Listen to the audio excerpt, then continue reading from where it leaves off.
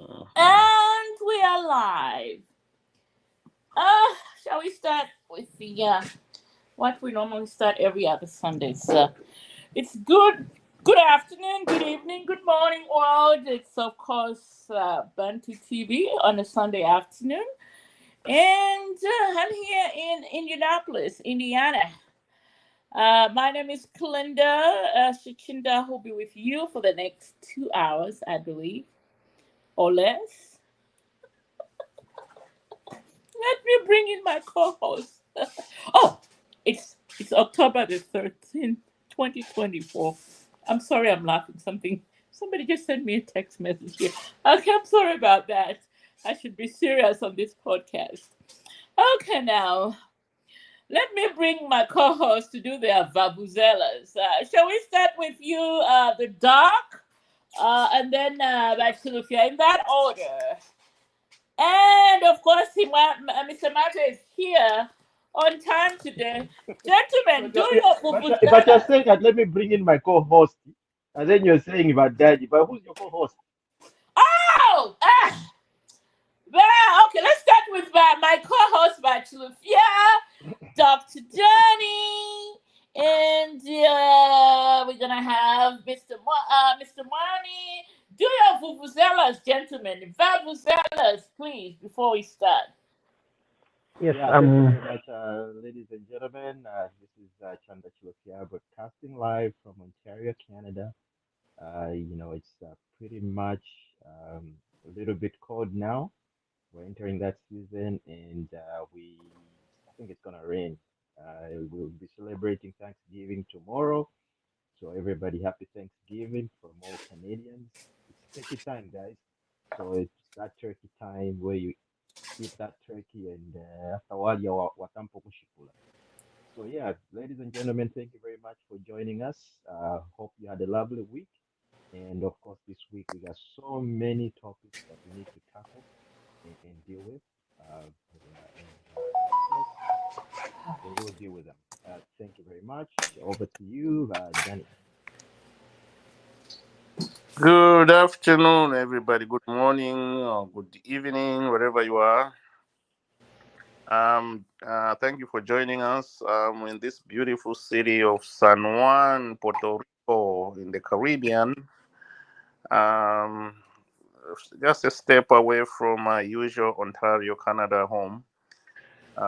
So thank you very much for joining us, and we hope we have a fruitful discussion of what's happening back home in Zambia. Thank you.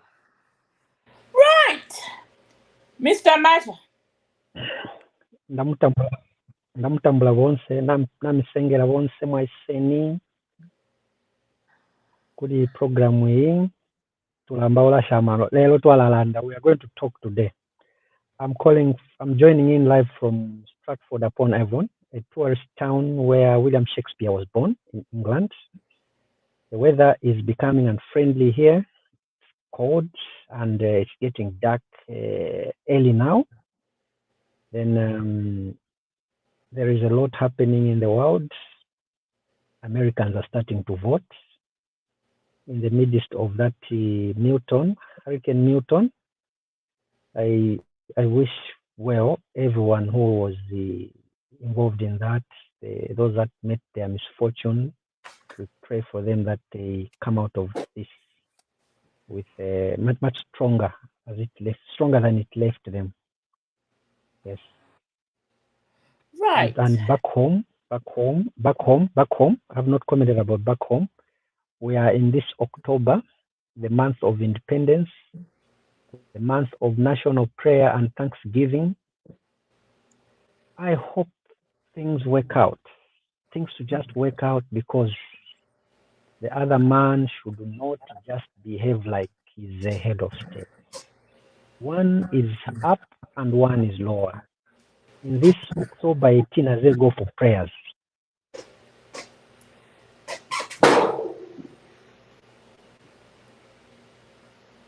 Are you done, Mr. Mata? I guess we've lost him. Or maybe you We guys have lost lost Mr. Macha. We have. I mean, he shows, and we have somebody here. Vafuba lero bana. He's ready. Tawafulirwe. Tawafulirwe. Balesekera tawa. Okay. Mfulanga paisa bachandakazia.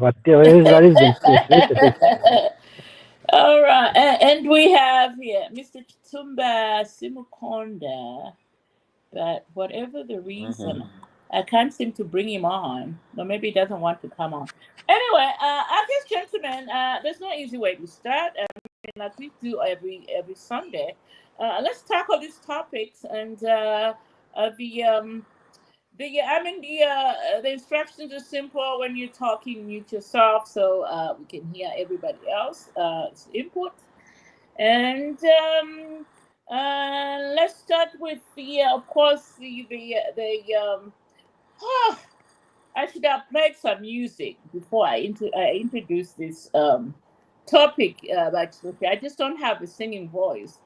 I only sing if it's an Arsenal song. But hey, and yeah, please. I've just been reminded again. Can we show our faces to the viewers? They want to see. They think we're cowards when we speak, so they want to see our faces. So Nobody anyway, is a coward here. here I am. Here I am. Okay, and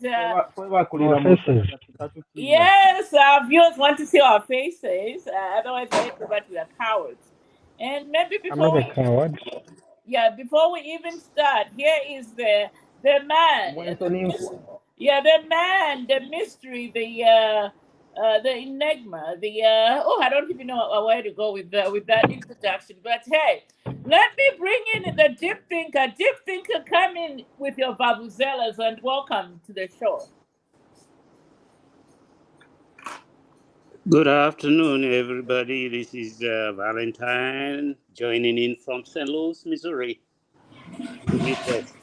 All right, great. So now let's start with the show. Okay, we're just starting right now, and okay, I was gonna play some music, but my preparation didn't go as planned. Anyway, the first topic at hand is that of a smiling GBM. I know, I don't know if you've been living under a rock, but we saw the video of the GBM marching with a broad smile on his face to prison, 5 years for various offenses he committed. When he was defense minister, from corruption to failed to declare interest in some contracts he was offered with millions of dollars, and like the president said, I guess people are beginning to march into jail finally. I was one of those who used to complain about why it was taking long for the big fish to be sent to prison. So finally, we saw GBM striding into where are they sending him? Chimbokaila. Chimbokaila is not South. No, he's been taken to Mwembeshi. Oh, Mwembeshi. Oh, that's actually what he's been taken to a newer prison where it's clean. Oh, that's a first class. Huh? That's first class prison. Vamumpira koluse. Yeah. So that's with you. Let's start with your comments. I guess we've lost Danny and Mr. Macha. Hopefully they'll rejoin as we start. Go ahead. Yeah, so it's been we all know that Mwembeshi prison is one of the newest prisons, newly constructed by the government of the UPND. So obviously the standards are at least okay, even if it's a prison, but at least you're able to go into a clean environment, clean showers and stuff like that. So it's pretty new. So for him, GBM obviously they thought to himself like, look, but GBM Muchimbakaira, and we know who GBM is, of course. So they took him there. It's probably a nice decision, but for him and his family, at least they'll be able to at least be visited and he'll be able to live, or heavy sentence in at least, comfortable manner, not 100%, but of course better than Chimbwakaila, or Kumukobeko, where the rest are. So yeah, I think it's a well done move. Of course, we cannot forget the fact that GBM was at least instrumental in the Northern Circuit for the UPND at one point. But I think his the opportunity to be in this government because in Dalama, when they're used to getting money so quickly, um, you got no patience.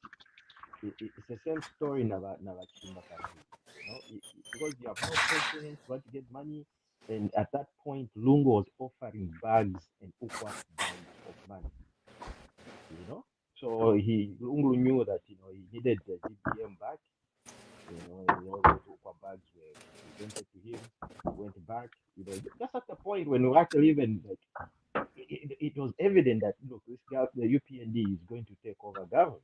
So you can imagine he made that decision to leave the UPND. And the reasons he was giving were very baseless. Very, very baseless in the point, like he was saying, look, babatonga balitemwa shadi tusunge win. Those are really, like, really baseless, accusations. But he missed out on a great opportunity for a bag of ukwa. But if you look at how, see, the problem is most of these politicians, they don't come from the school of Hakainde. Hakainde only knows hard work, hard work, and hard work.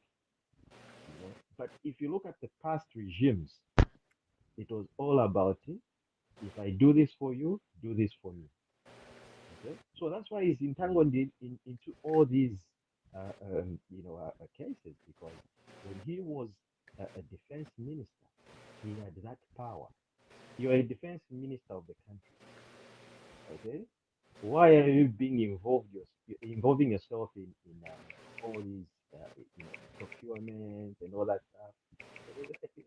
You should just maybe just say, okay, yeah, do we need this? Yes, make approvals, not being involved personally where you're getting kickbacks.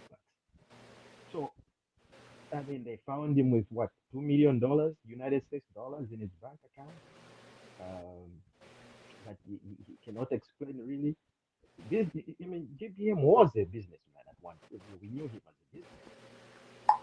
And if really, really, he still was a businessman, he would have just said, look, my business is, this is how much I make a year, and this is how much these are my profits. That's why I have this money. But of course, if he didn't present that information to court, that's why he is in a situation where he is. Because if you ask anybody, everybody will say, oh, GBM milling. GBM milling, and he has so many various projects and so many, but politics took over his business mind, and he thought that, politics is a quick cash, Amaukwa bag coming from left, right, and center, government contracts. Hey, this is what it is. I mean, what can we say, Bakali? Let's bring in the deep thinker. I'm sure he has a lot to say on this. Deep think GBM is being served cabbage in Mwembeshi prison right now.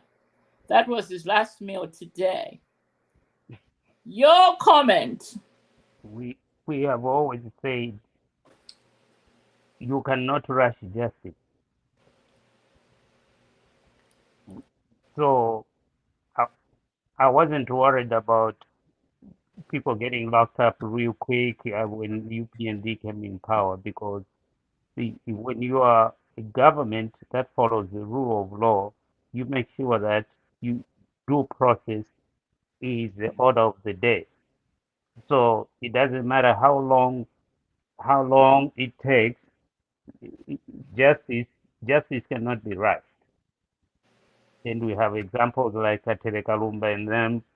Justice is not rushed. So GBM, for me, I'm just confused with a lot of money that he claimed to have. Why would you put your fingers in the government coffers? I'm just confused about that. I don't have money. I don't put my hand in the government coffers to steal. So with all the businesses and going to UPND, this is just me. This is just me. Wali Mutume GBS. Wali Mutume.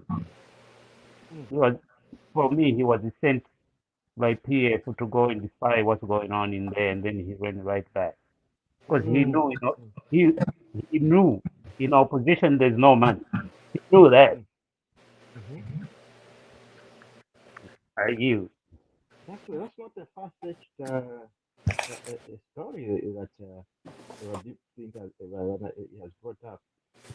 Mm, so he probably was sent as an agent to come and spy and take back that information to the PF. Who knows? Who knows? Because I mean, the way he left was a little bit abrupt, and there were no genuine reasons to say, "Oh, this is the reason I'm leaving."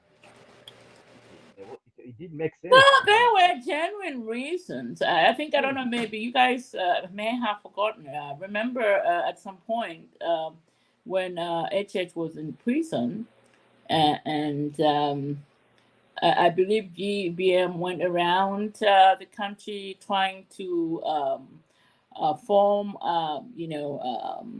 what they called splinter structures that he wanted when they went to convention to vote for him as president. So maybe there was something there, and let's not forget the fact that, uh, yeah, I mean, I know um, the deep thinker here is saying that he thinks that he was sent in as an agent of the PF to spy on the operations of UPND.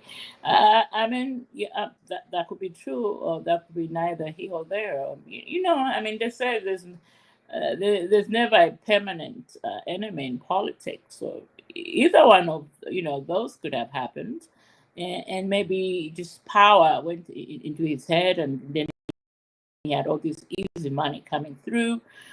So well, he thought at some point he could be president. I mean, each one of us has ambitions. Believe you me, if you give me the Minister of Defense and in charge of these millions, and I have a 10 pin in my account, I would be tempted. So yeah, unfortunately, uh, you really have to be a strong-willed person and somebody with integrity, and with all your values tagged in a row to survive. That's just it. In Africa, I mean, how many people have fallen under the temptations of money or office? Well, let me not say much, but let me bring in here Mr. Maja Mwami. I GBM had a plate of shima with beans on his plate this evening in my father's backyard, which is Mwembeshi prison, after he was found with a slew of convictions against him, from corruption to receiving kickbacks, fraudulent stuff, and my goodness, Mhm. it's a whole long list. a, We should a take a day. mouthful, a Your mouthful comment? of charges, a Yes, mouthful of charges. yes. You see, when we are amassing wealth, let's do it carefully and let's do the right thing. Look, it's a case of is a come, is a go. We've we've known people that are rich and they are quietly doing their business and they are standing, solid standing. But them, look at the businesses that they have. GBM kneeling, GB what? He was boasting that he could even have tea with the queen, go to have tea with the queen. That kind of boasting. Mm-mm. when you have some things, keep yourself down low.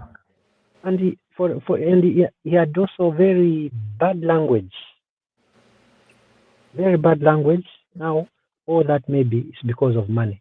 But the bottom line is the women that us men are married to. What you Munyama, bamaga into mbotu wetava. They should tell us that what you are doing and how you are acquiring this wealth is bad. One day you are going to pay for it. Kalinda, you are not telling us men. Munyama. You are not cautioning us. Those women are not cautioning us. Munyama. They are not cautioning us. Munyama. Look. Inanganda, how can I caution you if I have to build the flats and flats and flats? No. Under my name. No. It's a question of a conscience, morals. What is right and what is wrong. What is right is right. What is wrong is wrong. Short-lived assets. These are what is bringing about problems. I think couples also, they are not doing much, especially women. If the women to a GBM had told them,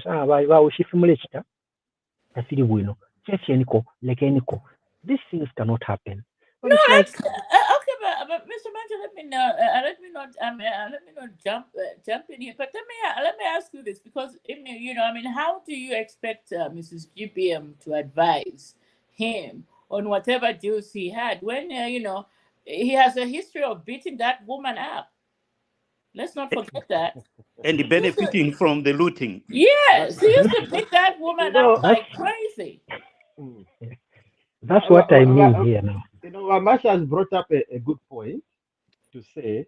I think when you're in a marriage, your partner should be able to advise you and tell you whether it's I don't know if the wife if she even talks to him and advises him. But the bottom line is this. This is the bottom line, and it's a very disappointing fact. I'm sorry, Bakalinda.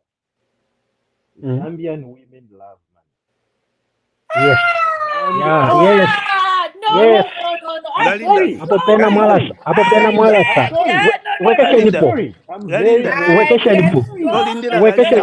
sorry. I'm very sorry. But I need an apology on that one. That's why I'm saying, look, I'm sorry to tell you this, but it's a bitter pill to swallow. No, not Zambian women. No, rephrase. No, Galinda. It's well known. I'm not the only one thinking like that. Rephrase. If I'm the only one, I apologize. Rephrase. Either we come on. Okay, use the word some. Some excluding Kalinda. Well, that's what I said. Most. Not all of them. No, I said most. Did you use the word O? Did you use the word O? Madam Moderator. Most of some. Yes. Okay. I think we're being unfair on the women. Thank you. We are putting responsibility on the women and shifting responsibility from the one who's actually looting. Yes, exactly. That I think we are being unfair.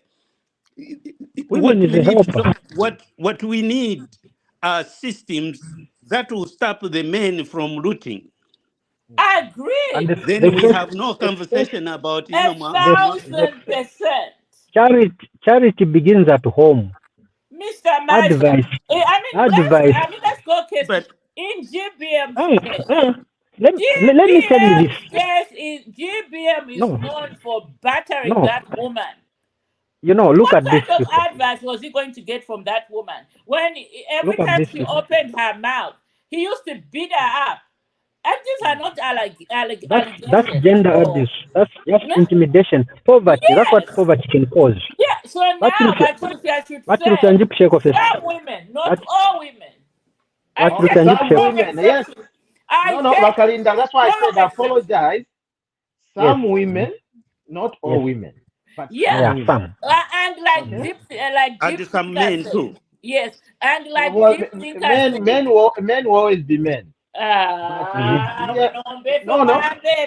No, but the topic, here's the topic, Bakalinda. We're saying that No, you guys are the going women, out of topic right now. no, the women No, should we be are able still to within. counsel. Yes. We should be able to Give counsel the counsel. men. That's Yes. that's what the topic is. And we're Correct. saying like, look, because of some women, not all of Yes. them, Not but some yes, some. women in that, Not because doing the their lack of job. money, they won't even like say, I'm a Gucci bag. You're looking good among your friends. You will go top nine can holding parties every weekend. You think you can tell the husband that no, she wants the money, too. I But mean, for me, Esther Lungu I'm wants to going to build stick flats. on point here. The point is, GBM is known for battering that woman. I don't know That's why another. Now you'd that's expect another that topic. woman to. Yeah. Women should Why would stop you expect staying that in. woman to give advice to GBM for all his, You know, views that he used to take? I mean, women I think I agree with deep thinker who says that we need to put in mechanism to control men like GBM from and also finding their long fingers in their cookie jars. That's what and we need to also do. and also Why? women Also, white battering and all that stuff. women who are in abusive relationships should also speak out. They should not die in the name of just being married. They should come out in the open. That's a whole another whole topic. Ndaromba ninjire. Yes, Gonjila, Valentine, Gonjila. Okay, I think we're being unfair here. Yes. Even the men we are talking about, they use the money to get the women they want. And they have to maintain that standard. And when they realize they don't have the money to maintain that standard, probably that's where the looting comes in. But this is not an issue of men or women. This is an issue of systems that allow morals. Because remember last week we talked about UPND is putting all these infrastructures or employment mines are opening and all that. What systems are they putting in place so that the next government coming in, if it's not UPND, they are not looting from the profits that the UPND has left? So we're talking about systems here. If the systems are tight, corruption is minimized, the looting is minimized, regardless. And I want to say right here, there are some women in government that have looted too. So if we are going to blame the women for not advising their husband, then we need to also blame the men who are not advising their women. So we're going percentage is higher. Give us a percentage. The percentage is higher because the systems allow. Yes. Bamaja. Kutika mutwele pona muga into you take care of her, you respect her, she's not going to step out. If she respects you and she's there for you, there's a likelihood that you want to step out. But if there's a laissez-faire kind of arrangement, everybody's going to be cheating. Everyone is going to be stealing. Yeah. Yeah. But again, what should just happen is women must question the resources that come in the home. Simple. They should not just sit. They must question. Even men also should question. Checks and balances. The first opposition in the house is a woman. Are we together? We are not together. The first opposition party for checks and balances is a woman. Okay. So let me ask you, Mhm. Maja. Mhm. What about those men that route they don't take home, they go and give girlfriends? Yes. That's the opposition party also, which should provide checks and balances. When you're doing something illegal. Yes, you should run away from you should run away from things that are illegally obtained because they will bring trouble. But Now imagine. you're illegal obtaining somebody's husband. Yeah. You know, if Iriashiri, it won't stop and it won't end. But me, what I can Mhm. say is this: because of love of money, this thing comes Mhm. straight from the Bible.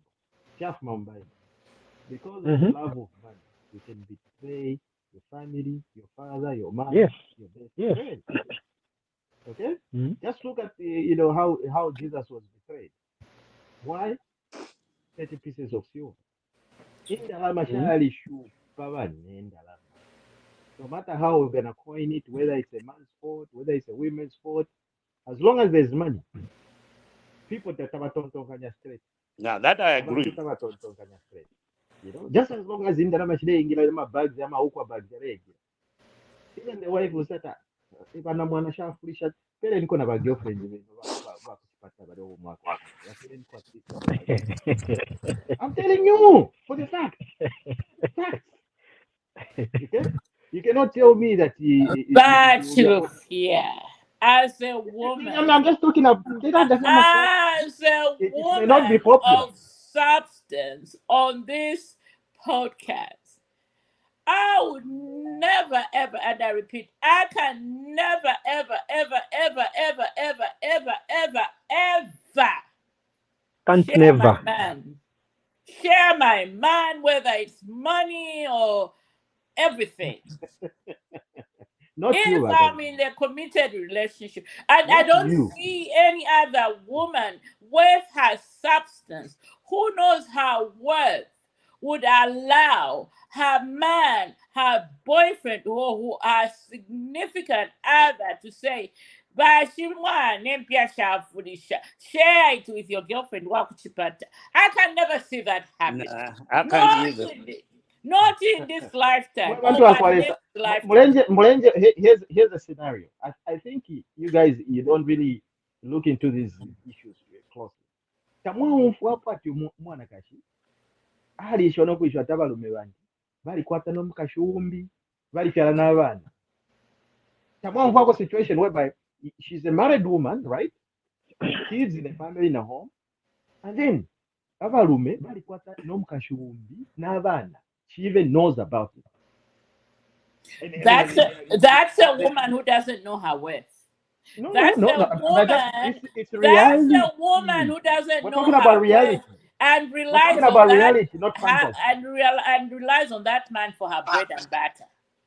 Okay? So in That's the what only way I can see Macha, that happen. about deep Mhm. thinker, you're telling Eh? me as old as Mhm. you are about deep thinker. Mm-hmm. Tamwa Mhm. kwa issues ya ipi. Whereby umuntu ali upa, patali kwatako no mukashumbi n'abaana So, n'abakashibalisha. Nali Tamwa nali onfuleko kuli Where? bachandakazia. so Ah, the answer Bachandakazia to bali that, nshimikireko Chanda, somewhere.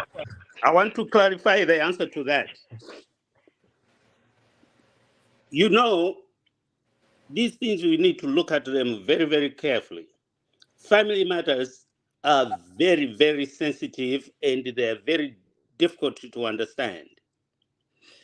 Mhm. If you are minister of Defense. Defense. defense and you get a girlfriend from uh, Kanyama from a poor family, make her pregnant, and then you marry, okay? And then you, as the minister of defense, now you going out with this young minister in information. Do you think that poor lady is going to leave the minister of defense? Let's just be realistic here. absolutely not, because he's a No. breadwinner. No, yes, he's a breadwinner. So we have to look at the family circumstances are different. It's very difficult to understand family circumstances and what people go through in their families.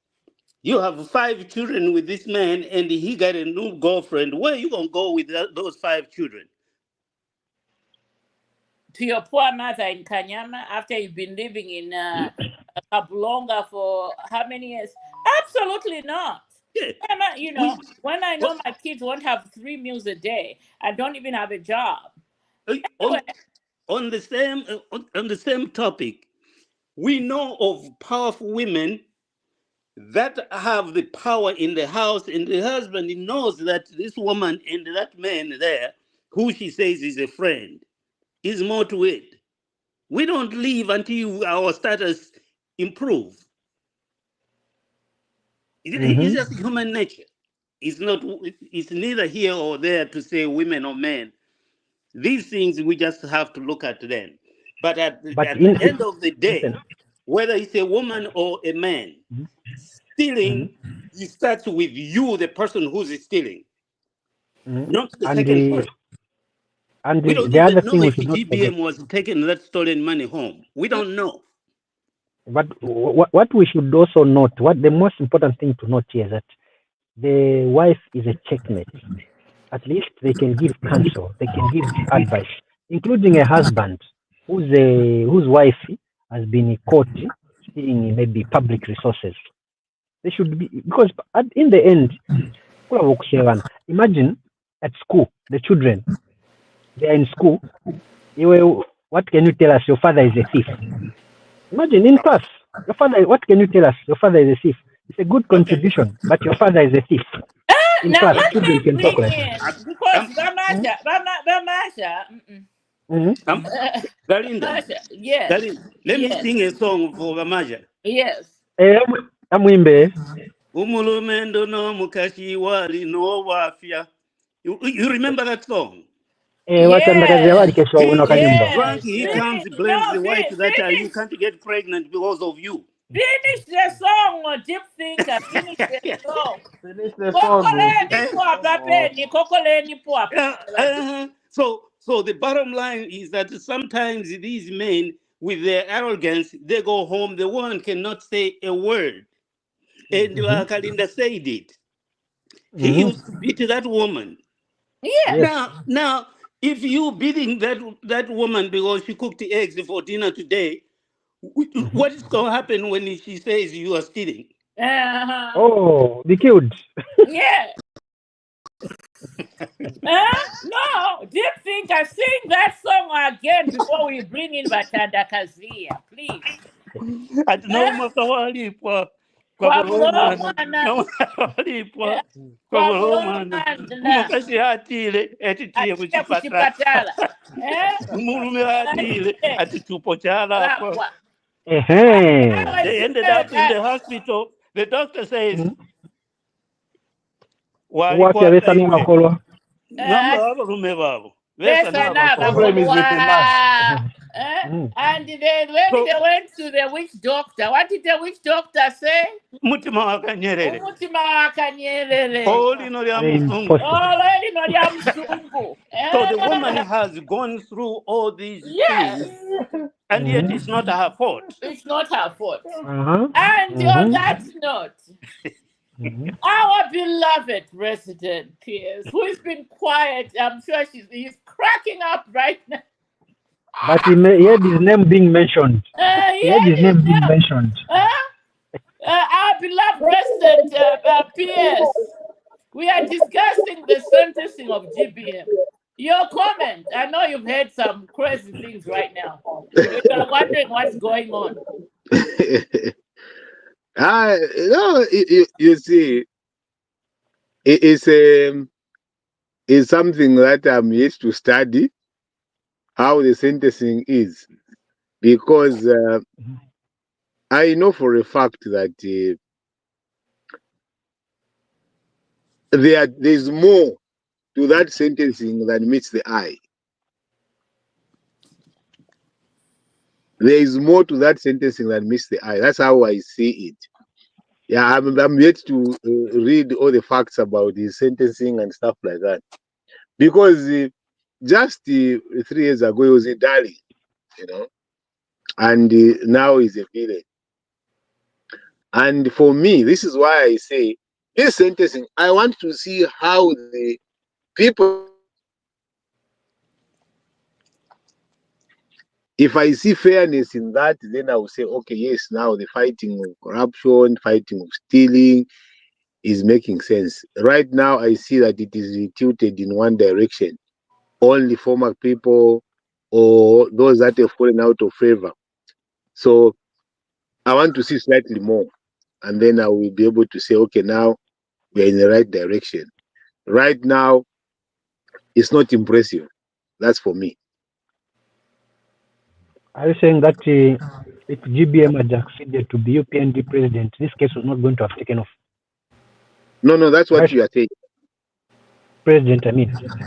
No, I'm saying that is what you are saying, isn't it? I think he's trying to I'm make I'm asking. I'm an asking. No, analogy to you are say saying that what you are saying. No, that's not what I'm saying. Mm-hmm. I'm saying that is what you are saying. Mm-hmm. No. Am I right to see to think that that is Yeah. what you I'm are saying? thinking so, yes. Yes. So you are the one wa- saying that. No, mine is very Wakazia, clear. Uh-huh. Wakazia, Eh, Machina. eh. What deep thinker is saying, or Vanan can is saying, because in GBM we knew him, he was a UPND, okay, at one point, and he was scheduled to be the vice president of, or he was the vice president, and just when we were about to win, he defected and went back to PF. Okay. Now imagine this: if he did not defect and he remained in the UPND government, and then during while we are here, my investigations, they discover that GBM, for instance, is the vice president of Zambia now. He's got all these cases. He's got all these, illegal activities that he was doing.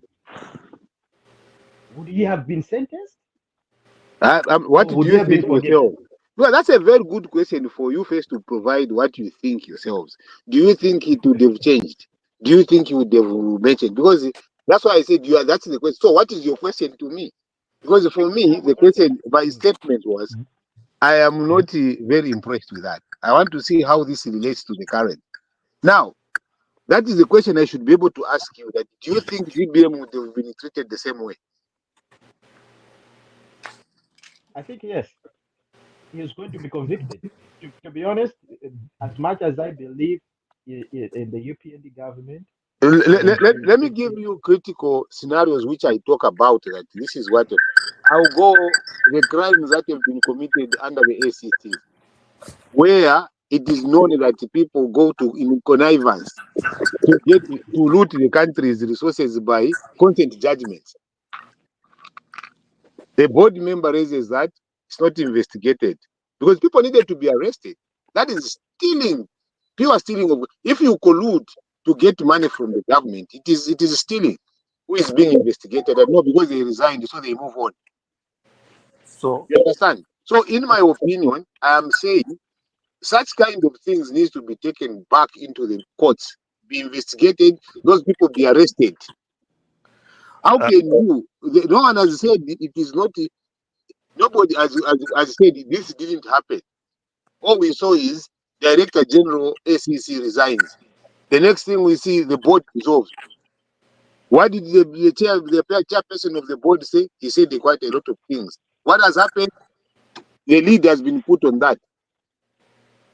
So for me, those are the concerns that I see. I'm saying that wait a minute until we start to get to say, if you are in UPND and you commit an offense, it doesn't matter you're on your own. The law will Yes. visit you to the same extent it will visit GBM. If that is Yes. not done, it's all politics and it doesn't take us anywhere. So, Madam Moderator, I have a question for Lakazia. Go Mkwai, ahead. Lakazia, Mkwai.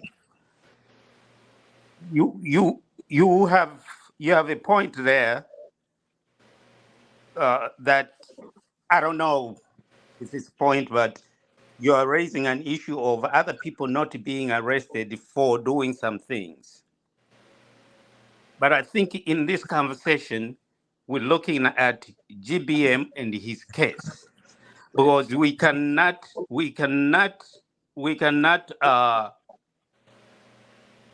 If I'm driving on the highway and you driving on the highway, you speeding, I'm speeding, they stop you, and then you say he's speeding too. No, this is about you.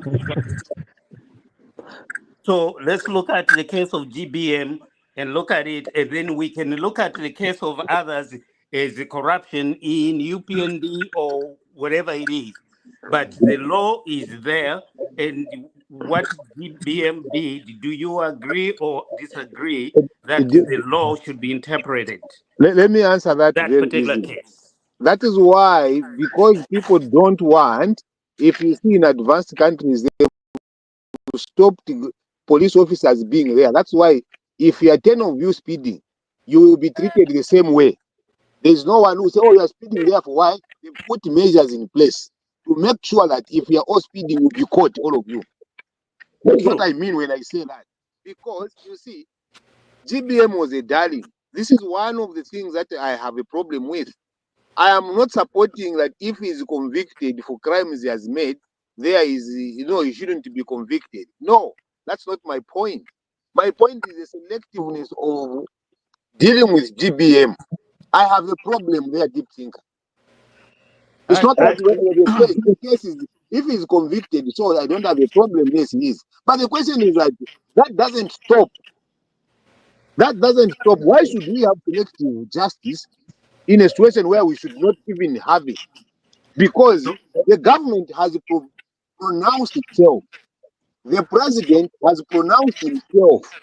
But then this pronouncement seems to lie on one end. That, oh, we shall investigate. When he was talking about investigations and the crime, he never said we shall just investigate past crime. So present crime, there will be time when we shall investigate them. No, past, present, we are all combined that they will be dealt with in a similar manner. But my point is that look at the law and we'll look at what GBM is alleged to have did. Do you agree with that without putting other people? Because those other people are not in court. You see, deep thinker. That if that is the one if you heard what I've said, I said I do not have a problem if he's tried whatever he's done, but I have a problem because that doesn't sort out GBM. It doesn't sort out the problem in our country. It doesn't. Taking GBM, locking him even for 10 years, we will not solve the problem. If we will sweep other things under the carpet, it will not take us anywhere. That's my point. It's like you find people fighting. If I find people fighting, one is arrested and jailed for assault. I must say all assault will be dealt with in a similar manner. But not that one, if my son assaults someone, is let loose. Your son assaults someone, is jailed. And then I come and say, no. We shouldn't talk about my son who assaulted the other person. So now that we've dealt with the GBM issue, Akasia, now let's go to where you are going with it. Yes. PF and UPND, these vices that you are pointing out, did they happen in PF? But deep thinker, let's answer before you rush there on the PF. Talk about what I've raised. Because right now you are taking me away from what I raised. I raised a specific case. Okay. I want to comment on the specific case that I've raised. What I heard is that you agree that if GBM did that, what he's alleged to have did, and this is the law and this is GBM, then that is correct. But what is not correct is the selective judgment. That's what I heard from you. And I gave a specific case, and I want your comment on that case. Give me again, maybe I missed it. The case of ACC colluding to get consent judgment and getting money from public service, from the public, from government. Is that case in court or not? I don't know if it is in court or not. It has not been investigated. It has been reported. It has not been investigated. The lead has been put on it. So we can't dive into that if we don't know. No, this is why you are not diving in. I'm diving. I'm concerned. This is why I'm diving into it. What I'm saying because that is where the problem lies. But That is if why we will not stop the GBMs and this kind but of political connectivity and being arrested for that. We but must stop it. but you How did you how know did you know okay me. what okay You let know me me, come in. Let me come Kazia. in. You know me. Emquai. Can I come in? I try to avoid issues that are in court. So that issue of ACC, we don't know if it's in court We or don't know not. it. No, it's So we not. don't have It's not, information. Big Thinker. It's not. Well, I've been and following it. then let me just to help you out here. I think there was a statement 2-3 months ago that they were investigating those cases. The former what's his name? The former director general. What was his name again? Shabakam.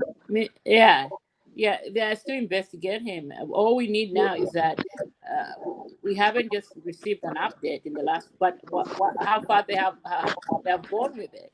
I think it was on this platform when the ACC announced that they were investigating some ministers that people Who have came never on been here. mentioned. Yeah, people came here and said, "What are the names of those ministers?"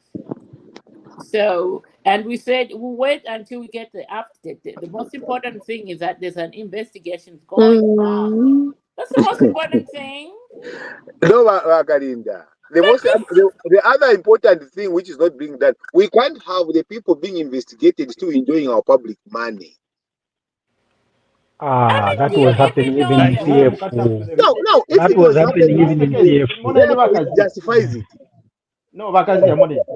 If that's the case, time will catch up with them. I think everything is Because, evident at this point. Watanda, Say, I have a problem where if there is a problem, then we say, oh, it used to happen in PF. So if it was wrong in PF, it justifies no, the end now. no. That's No, not what we're This, saying.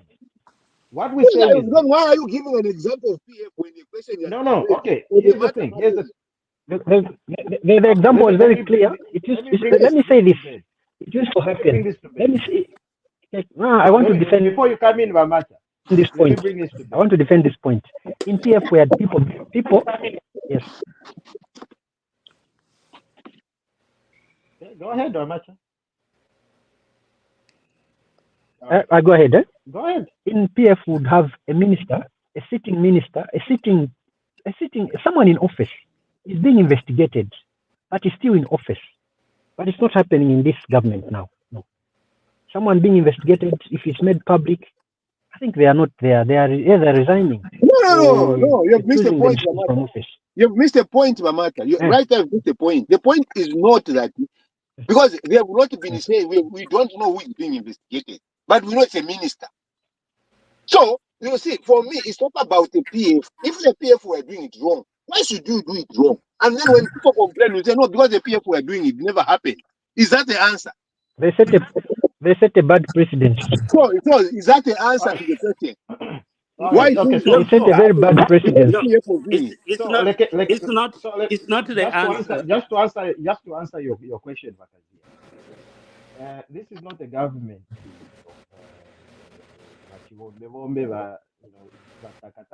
If you're Mulera and if you're Tafilipanga says no. I want to explain. I want to answer your explain the question. point. Go to the point, not the Exactly. personalities. Now, here's the thing. The bottom line, okay, is equal justice. Justice, and the president himself has said it. We're gonna fight corruption from the past, present, and future. Okay. So there's no lift that's going to be left unturned, and there's nobody who's going to be protected. If you just How know does that yourself, answer my question? I'm just look. You're talking about equal justice, right? No. I had given a specific question. How does that answer it? No. The specific question You mean is consent judgment? embroidered. It's embroidered in all these things, right? Because you ask one question, but it's embroidered in so many. No. Maybe let me repeat the question because I see you're answering something that I didn't. I said, how does if I complain today about the wrong thing that is being done today, and then you say no, in the PF it used to happen. So that is the answer I get from you. Is it right to answer that way? Can I attempt to answer it? Answered you. Let the deep maker answer him. Because Present. But Kazia only understands when the deep thinker answers him. No, All no, of no, us, Yes. we no, got no, to. no. Before This deep is thinker They know each Bakari, answers other. him. Bakazia. They are Problem Yeah, familiar is with Bakazia. the I new type. understand. There's I nothing know. Yes. complicated about it. I know the men on this Bakazia. platform. Go ahead. Why? Why? Bakazia. My point was that to resolve these issues so that we don't take the whole 2 hours trying to explain that is that we look at it case by case. So we were talking about GBM and the law because it has happened. He's in jail. So we were unraveling that issue. Then you brought the issue of UPND not doing something for the other people in UPND that are found wanting. So when you do that, people cross over to PF2 because now we're not looking at individual cases and individual people. This, if GBM is arrested, GBM is in jail. This is the right time for PF or anybody to say, you set a precedence, now we're going to court because that issue is the same as that one. So if you don't divert from individual cases that is being discussed to they're not doing it to other people, then we're gonna bring UNIP in picture too, MMD in picture too, PF. Makalinda, next Uh, topic. Tutingira tusitakava ifunzo. We need to next another Deep topic. topic. thinker. Next My topic. last point on this is Mhm. yes, you can, but the person who has the responsibility is the person in government. Is the one we take. Is the one saying this I will not do. He is not forced to say, "Oh, I will follow what PF did or you UNIP did." No, the person who is ruling said, "No, not this." So when it happens, you have a responsibility to be held accountable for your words. That is That's why true. the other people were held accountable and choked out. That They is lost true. because they didn't do what they said they would do. That is true. Yeah, but then you cannot come and But when now you do what you but didn't do, we remind you. Then you say, no, the- no, no, no, no. I'm going to bring you from what happened in the last 5 years or in UNIP. No, deep thinker. I'm, That I'm is saying unfair. I'm saying that is true because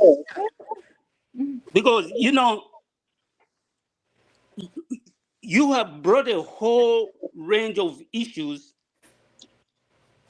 and visibly not happy, really, maybe upset, but not happy with the way the HHE and UPN they are running the government, especially when it comes to the rule of law. Are you happy? Me? Yes. Yes, I am. Okay. 101%. Let's get on it. Yes, I Then we am. can move. But Because yes, All right, here's gentlemen. the Let's thing move. though. that settles it. Here's Yeah, the thing done. though. Yes. Unless you do not respect the courts of law, then that's a whole different Wh- conversation. When people are supposed to take the matters to court, say no. It becomes a problem within the system, deep thinker. Yes, I can. Emmanuel Mamba has gone, reported to police and this. They will investigate cases that happened 3 months later and forget the cases that happened 6 months later. In the name of we are being investigated, are still being investigated. It's a concern. This is genuine. Now, if the concern is that, oh, that doesn't make sense, we shall only be coming with the new cases and we forget those because they're coming from people that we don't agree with or people that might have been, in conflict with, it's a problem. But when you say that, that means people go to PF and say these are the same issues. So No, no, no. no, For no, let no, me no, no. let Let me me give an finish. example. So Let the me give an current example. government is saying Deep thinker. Let me give we an example. Yeah, we the all right. current I'm government gonna Let's give is move each on, saying one of Watan. the you current government one is minute. saying we know the issues. We're working through those issues. And then the new You things had a come, then mandate, you and forget you the issues didn't that you say work you're through working through. those. All right, one minute for you, our Uh, beloved PS. 1 minute for you, deep thinker, and then we Mhm. are going to conclude and go to the next topic because this is one level Yes. minute, nine. under less than 30 seconds. Deep Okay, thinker. yes. Mhm. I do understand. For me, what I'm just the principle behind this is that we must stop selective justice. That is all I'm saying. Nothing more, nothing. All these are details, but the principle is that the selectiveness of the justice system that I'm seeing, we must be able to address that. Then we move forward. I got 30 In under seconds 30, too, right? in under 30 seconds, And this I'm done. judgment, Oh, on this the judgment. Yeah, can I say something? In Go under 30 ahead, seconds, 30 seconds. the judgment for GBM has become precedence. It can be applied on anyone, even those that are in UPND now, when they are out of power. It can be precedence. I'm happy at least. Thank you. Deep thinker, 1 minute. I'm on the same point too. Mhm. We setting precedents, and that's how change it takes place. He's in jail for what he did, not because of what UPND did or PF did, what he did. So that individual case, because on the agenda we're talking about GBM, if he did it and he was not able to exonerate himself, then he go to jail. Correct. Unfortunately, they put him in a new jail where the facilities are better than everyone else. I want that chicken thief to have the same kind of, you know, Yes, they should have that also. They should go to Mwembeshi too. If I steal a chicken, absolutely. For me, here's what I'm going to say on this, and then we move on. Uh, I think Zambia is a better place with GBM having cabbage and beans in my father's backyard at Membeshi prison for the things that he did. And just to correct my brother, Mr. Marshall, the wife could have done nothing to advise that man without him slapping her up and down. I Are hear you you? loud and clear. Yes. Now let's Munya- go. Let's go to the next topic.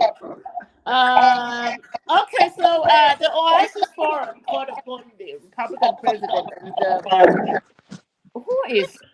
Okay, I need to mute somebody. Or mute yourself, gentlemen. Okay, great.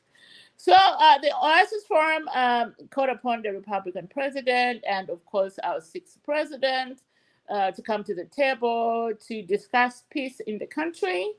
And we saw Mr. Lungu, the top-notch lawyer, coming in with a 3-point later challenging the president that he will come to the table as long as he stopped sponsoring the PF factions financially and recognizing his faction as the legitimate PF party bearers. And then, of course, the president responded, telling Mr. Lungu that he had no And foot. He had no right to put up conditions to a peaceful discussion between the two that's been called upon by the church and, of course, our civil societies. Gentlemen, the back and forth between the two. Let's start with the man with the loudest voice. who should that one be? The man with the loudest voice on this issue. You want me to tune my voice to the loudest? The resident PS. No, he just has a cool voice. He has done a lot of labor issues. That's why he talks like that. I can understand. No, I said on this issue. Okay. Let's bring in the resident PS. But PS, I please. want to hear your comment, then I'll come in. Bakazia, Mukwai, I start. Bakazia. On Mukwai. your behalf, I would like to ask the chair to protect you so that there's no interjection when you're talking.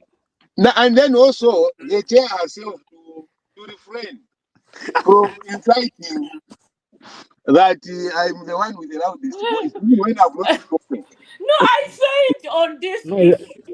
I No, but said anyway, on this you don't issue. know where Chair you withdraw. stand. That is Chair, the truth. So you are being No, judgmental. you are giving. No, I no. was giving you You are flowers. no.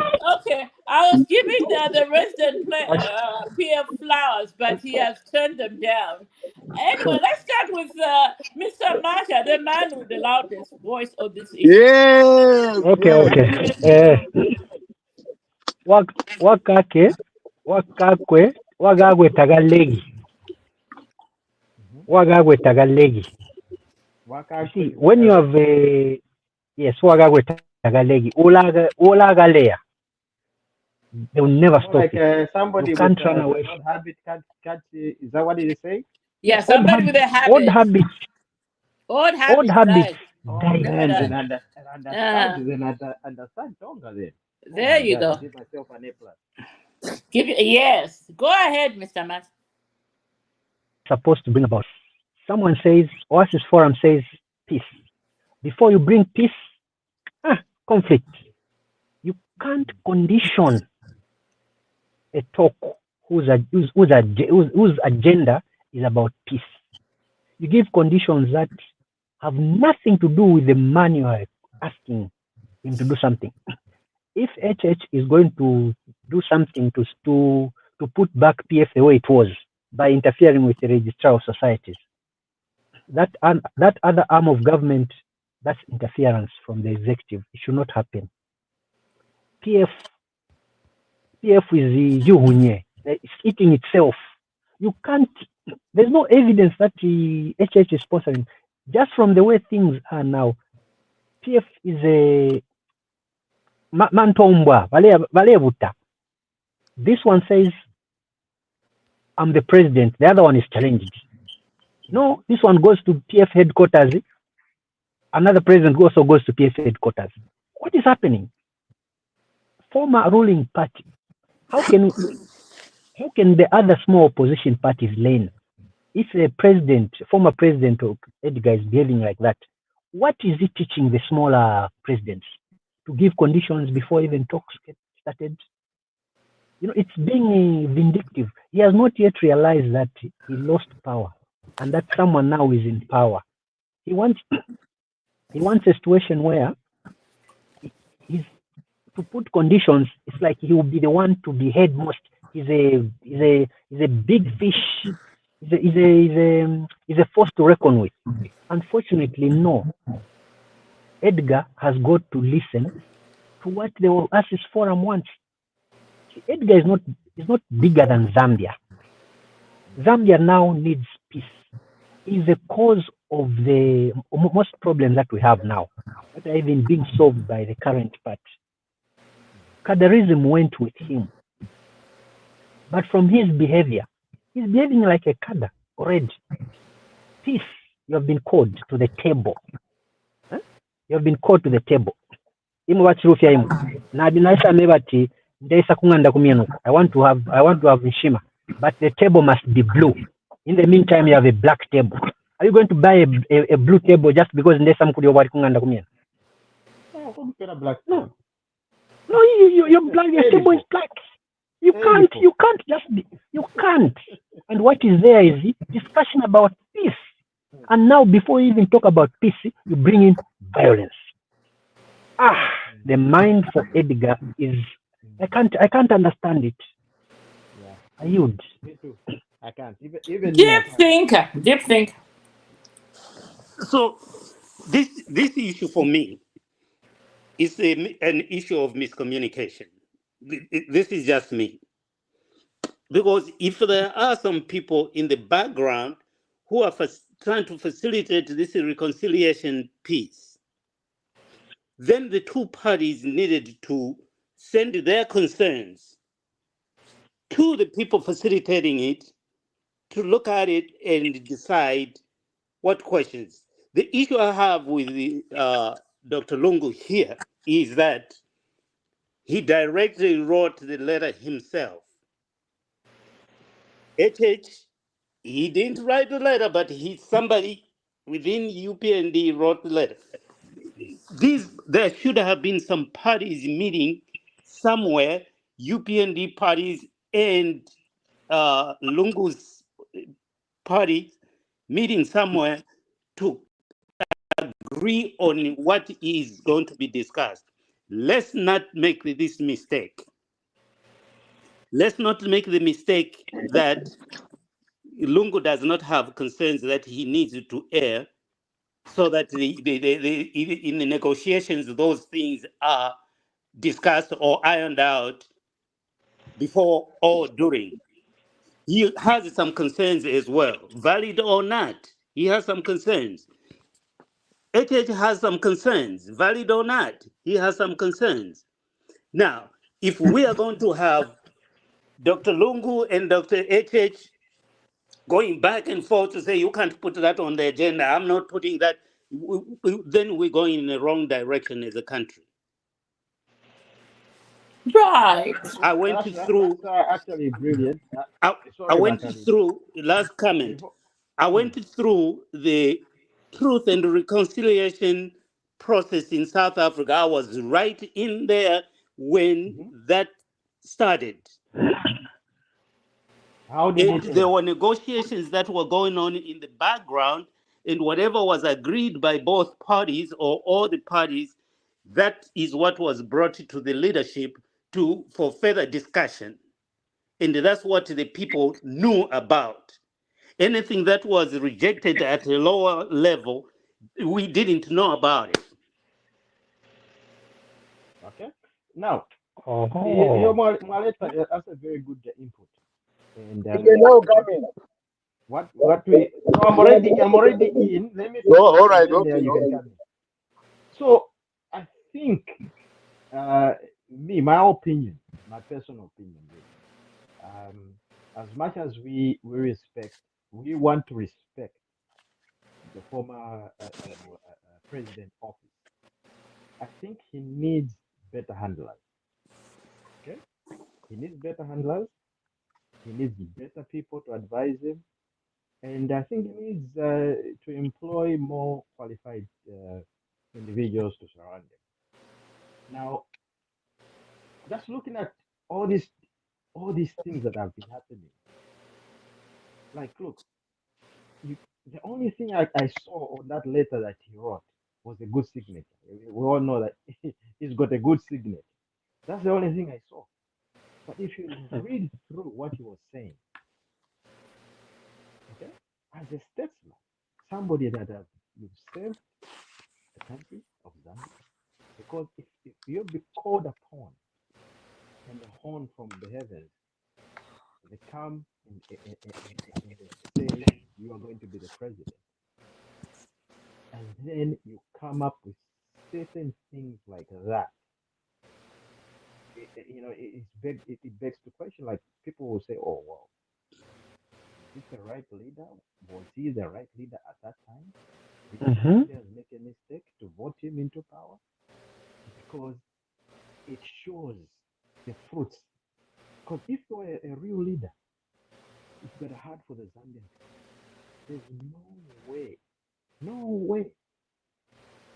you can write a letter like that, demanding to say, one, can you can you stop sponsoring really Valungu? Is that how low you can go? How low can you go as a president? Surely, look at HH, as big as he is. You think he can be sponsoring, your factions or your internal wrangles? Yeah. The internal wrangles are there on your own making. It's nothing to do with HH. All Mwe bantu right. bakwale. Mwe bantu bakwale. Mwe bantu bakwale. Look, let's clear this out. Because the question is, HH is sponsoring Amarangozi PF. Okay? Everybody's saying that. But PF Propaganda, everybody's saying that, and nobody knows the exact truth. But we're saying, look, HS has got a bigger fish to fry than entering into PF. PF is more like a needle in a haystack. Okay, nobody's thinking about PF right now. Even if you go down in the roots and ask people about PF or UQA or whatever, I don't even know what party it is right now. You know, I apologize. We don't know who's the leader for who's the leader for PF, who's the leader. Nobody is sponsoring that. Man, there was the same issue. You were fighting. Mount Sampo was fighting Lungu. So even that time, are you telling me that HH was sponsoring the opposition that time? You've had all these wrangles on your own. Clean up your team, clean up yourselves, and don't start blaming or putting blame on other people. Kuti muntu waferuke school tambo kublame omunhu ati nowalengere because walentwala kubwabwa but munove napasi What quite we are more? 24/7. Okay, so I rest my case, but please imwe va PF iri yashi iri yakwananikani yakublema avakavakateka muleke because clean up your own system first before even you come into politics, because it looks like you don't know where to go. You're confused. Mlea PF, mlea kuukwa, mlea kuisa, okay, whatever it's called, or whatever Tonse, whatever, who knows? Thank you. And the resident PS. Now, imagine what deep thinker. Imagine you have Vamacha and Vatanda to be the people that you want to reconcile with. That kind of profanity, you can achieve peace. You see, the challenge A lot that of is it. there. You see, I like A the lot way of you it. talk about. They have a lot to learn Mention the about one of negotiation and conflict resolution. You too, my friends here, Vamacha and Vatanda, you have a lot to learn about conflict resolution. profanity. Yes, Mhm. profanity is when you believe to someone. Hey, man, that's profanity. So you don't need to do that. You don't need to be, you don't need to use Profanity put to demeaning bed. language for us to understand your point. We don't need to do that, or especially on this forum. That is at least my understanding. Now you have to understand, Okay. that when you deal with the Mhm. issues of negotiation and the conflict resolution, what the deep thinker said Mhm. is what the process is. There is no Okay. matter which is off the table. And you don't pass judgment. It's when the people don't want the two people to meet that they will start to shoot that process from onset. The people that benefit from the confusion, both could be PF and both from UPND. They will not look at what are the issues. Why is he saying this? And these maybe micro meetings before you actually even come to that must be held. Now, I don't even know how the letters were leaking. It could also be part of people that don't just want this to happen. If HH and Kalunga are fighting, some people benefit. It is how they end their life. That is the most trips they are going to make. To go and say we're going to investigate, we're going to do this. You can't build a country. You have said, oh, Kalunga's one thing is what you can never underestimate a former president. It is just a fact. I've told you on this forum, and I'm telling you now.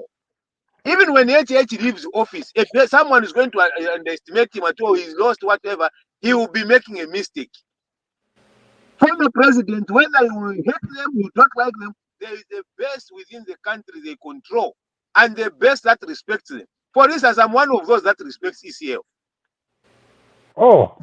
Yes, I do. And I'm the one of those that respect President HH. That's why you will never hear me go after him to say that because I know this is a public forum. Maybe I can comment and stuff like that. But if I want to start to belittle him, what does it do to me? How do people that view me see that, okay, now this is a president? When I'm starting away from this forum and I want to build the country, I will not say certain things. But in Ghana, I deep think away from everyone else. It is just a person I can comment in the man. But we have found ourselves where ministers, UPND leadership, they are not part, they don't know how hot that seat is. You see, when you're president and the people, you have more people fighting you than when you're in opposition. That is just the truth. People have more things to say about you as president than they will have to see for another one fighting you. And the sympathy doesn't go to the president. By the way, you must understand, I worked in government. There is no citizen who has a lot of sympathy for government because government is shown as an expense. Gawamona GX yale pita. Wamona manani yale pita. Ama mansion mulekula. But when you talk about load shedding, you have installed solar panels. You have gensets. Your school, your children are not in the same schools. They've moved out there in Canada. They see that. People resent that. That's why any little thing that happens to the person in leadership, people exaggerate it. That's why you need the support of the general citizenship, of people that have both worked in government and that have not worked in government. You need that former president to be in good talking terms with the current president. If he raises matters, do not go and shoot them because Mrefokwaba can deal it. It will not help Zambia, I'm telling you. It will not help. The truth and the reconciliation and the concession between President Edgar Lungu and President HH, some of us started talking about it 2 years ago. That he conflict as a country, it will just be dividing us. And certain people have benefited from that kind of confusion. Every time now, it's not about what UPND is doing in terms of achieving the developmental agenda. It's about Edgar Lungu where he's having a meeting. It's about Edgar Lungu right. It's a discussion we have. That is the discussion we're having. And you think we can progress with that kind of mentality? Your commander. That's the same thing. That's the same thing that we are quiet about it. No one condemns them. People go to that level of profanity about the former head of state, and we think it's okay. Mind you, everyone who is current will be former one day. And we have been creating this system of not respecting Abantu and thinking that, oh, it will just automatically happen. Vane, I saw it at UNIP, I saw it at Monawasa, I saw it at Chiruba, I saw it in Lupia Banda, I'm seeing it in ECL, and I'm seeing it in HH following the same path. Some people, that is profanity, sir. Once the president leaves office, they will abandon him. They will change camp. They will start saying things about him. There's some people he trusts right now. Some of them are not genuine. And when you guys will tell you, support, will you tell genuine? Can you? No, you are just bitter. The only word you want to know is bitterness. Start to reflect on these strides when they happen. Let's have critical meetings happening. You know what I mean. When someone is crying, you don't go and say, let me see how wide is opening his mouth. You comfort, you see what are the points of reflection that you can have. You guys are not doing that. That is what the solution is. Lungu's funeral is not genuine. It is not a funeral. Lungu's cry is not genuine. Lungu's cry is not genuine. You are missing the point. You are missing the point. Let me say this. Let's just have one person talk at a time. In conclusion, yeah, and then we'll go with Masha. In conclusion, Bakasi. In conclusion, I would want that meeting to take place. I would love to have separate meetings, like the deep thinkers as analysis was. Maybe we need to have teams that should be able to meet away from these heads of state before they can, between the former and the current. We need to have separate teams that should be able to run these things. Those are the suggestions that I think are progressive. Not because I might have moved, but they're not genuine. How do you know? No, we are not just because you are feeling they're not genuine, therefore they're not genuine. What about those that are feeling they're genuine? But hey, we can do better on this one. Thank you, Bachi. All right, Mr. Amasha. If the boss has put those conditions, what makes you think the emissaries, when they go to that meeting of the people that are representing one side and the other side go to meet, what agenda are they going to have? You think they can have something different? You're asking me to answer my question. No, you can just say it's a point of reflection. Yeah, but you have a point of reflection. Yes, you can reflect on it. No, no, you're asking a question. A point of reflection is Yeah. different from a question. When you say Food for what, okay, food for then I thought. can. Food for thought. Food You for don't have thought. to I answer now. rephrased. Oh, Food for thought. we are not Food for asking thought. you now. We are asking you that I should Food be for thinking thought. about what you're saying. No, food. Yeah, food for thought. Right, So, right. like, let me come in now and conclude. Uh-huh. Let's put it together. Okay, Vakazia used a heavy term saying profanity. Okay, but like me, Masha we're using profanity. Okay, now against the HH, you know, I'm sorry, the ECL, Balloon, you know, in simple terms, he's saying that Balungu is a sacred cow Ati? that cannot be measured. Profanity. Why start interpreting? In a book or any dictionary. What's the interpretation? If you say, because you said, profanity kuli Balungu. Okay? That's Yes, what you said. I stand accused. I stand accused. So you said, imweba masha na bachanda mulebo profanity kuli Balungu. So I was like, okay, fine. If that's what we're doing, is this profanity? It means umuntu akwebati is a sacred cow. Teti mumulumbule. Nibala abantu abakwebati live on a higher standard level. But deep thinker is Wachanda right with the way he's interpreting the word profanity. We have lost deep thinker. Neshifuayo kutalika Oh, abantu. Tuberenga Neshifuayo profanity. kutalika n'abantu. Neshifuayo kutalika n'abantu. Nayo chambers for them moneke. Okay? Profanity. Yes. Mirengere apa pene finombalini. Okay?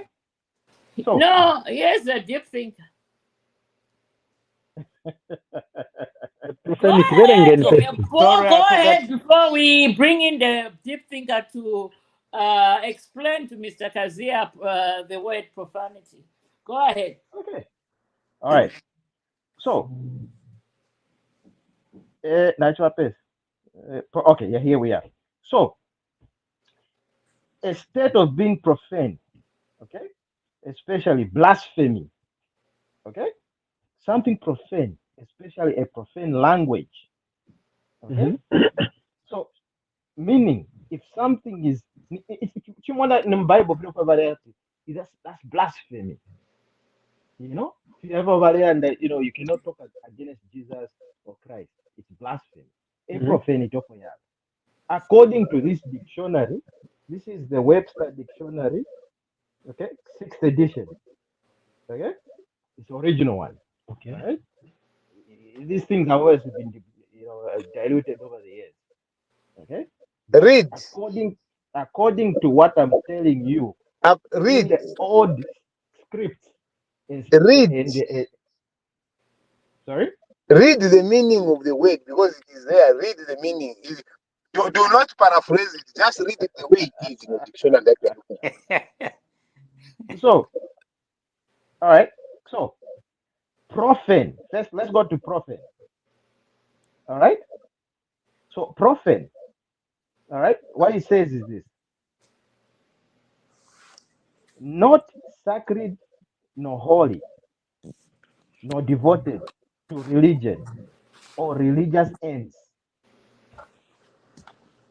Okay. Secular, opposed to sacred, not holy, not among the initiated, not possessing, esocentric or expert to know knowledge. So if this is a deep word. I mean, you just don't throw it out like that. Yes. Right? It's got so many layers to it. Go to the And if you're going to band it with, I just uttered the comment on Balungu. Mr. Lungu, not a profanity. What did I say? All right, gentlemen. In conclusion, before we bring in Valentine, because I know how you people are. In conclusion, Sorry, go ahead. Sorry. I just uttered a comment, not a profanity, a comment. No, Wachia is talking, please. I Back up. said, Okay. in conclusion, let's bring in the deep thinker to wind up this discussion so we can go to the next one because we only have, oh my goodness, 12 minutes and we have a slew of topics to go through still.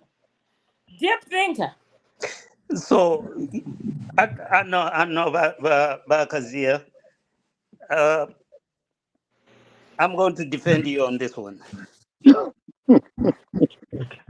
So, No problem. one, I'll start with the No problem. profanity. What Chanda read Yes. is the white man's definition of profanity. Now let's look at, we are all Africans here. I think the offense taken is because in our cultures, the elderly people, there's a certain way you speak of them. I think that's what Kazia is trying to refer to. Correct.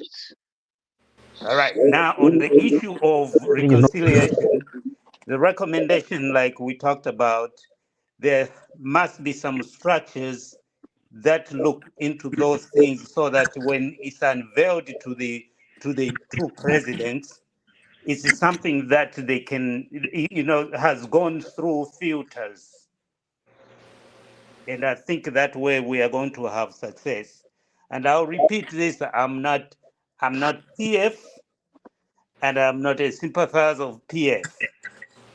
But I think if we don't consider the concerns that the PF have, whether we deem them as useless or not, if we don't consider them, then the reconciliation is not going to go anywhere. There's no one-sided reconciliation.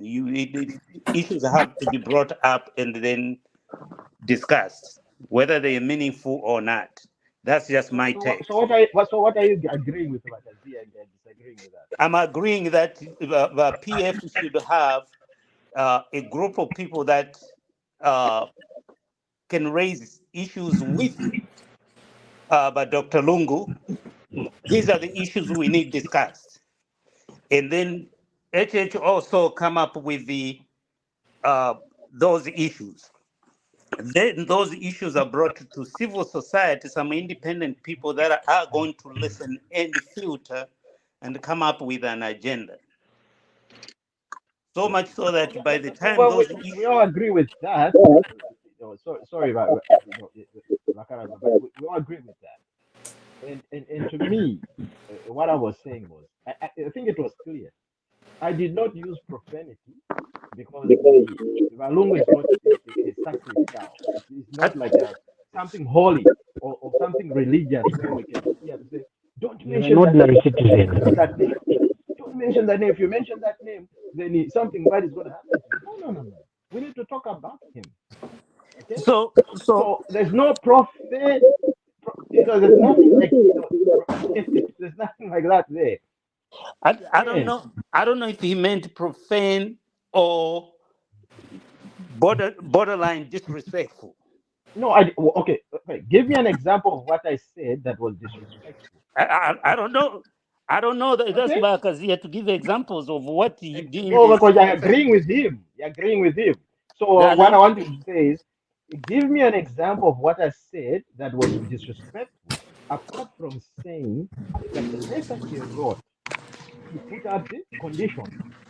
And if somebody puts up conditions, if you want to meet in a one-on-one Latanda, situation, All right, okay? Hold your I fires. can. Hold your fires. We have a new entrant that we need to bring on to this discussion.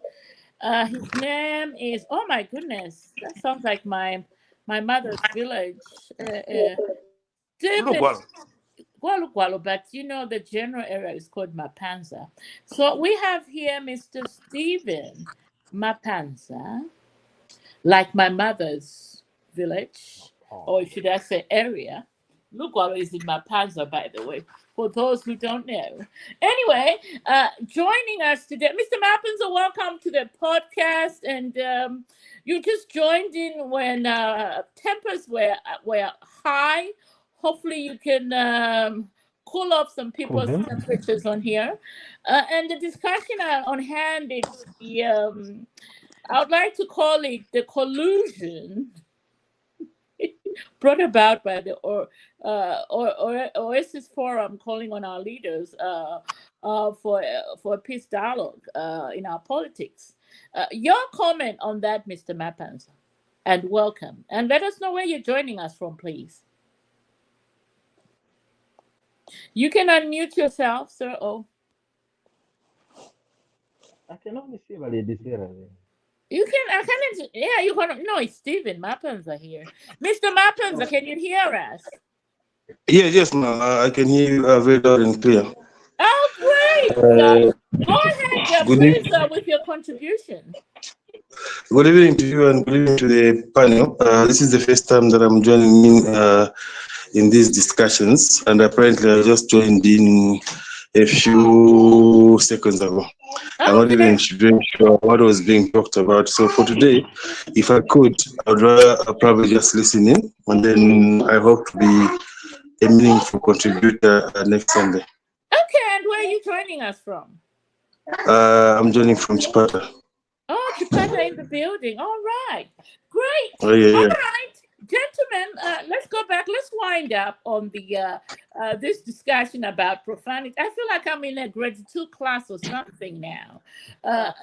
We have, you've been on it for the longest, and I think I've given you enough ropes. Like Deep Thinker always says, Igos to hang yourself. So, he was saying that we're using the old man, the English people definition, but we're speaking English. Okay? Like in communication, let's define it in our own language. Then, Is if that's the case, is because good. we're here. I mean, you've been a teacher for many years, and we use English, and you teach English. Mm. Okay. Now, if you start using English to define things, you say no, you're using the white man's language to define this solution or this problem. I think that's what are we doing to So, ourselves? so what you're Okay. saying is neither here or there in the sense that the African culture cannot be compared to what you learn in the classroom. Munyama. Imani munyama. What an man. Uh-huh. Igubba and stealing. Are those two words different? So munyama, give me a chance. Eh. Vakazia. Is Vakazia here? Yes, I'm here. Yes. Could you tell us what they said that You you see, felt was disrespectful or borderline so insult? you see, Okay. the goodness is that on that we are alive. We are alive, so we cannot follow back. But if you go back in our conversation, which this conversation is going to be online, for now, I would want you people, when we are done off this program, go listen to the way you address certain things.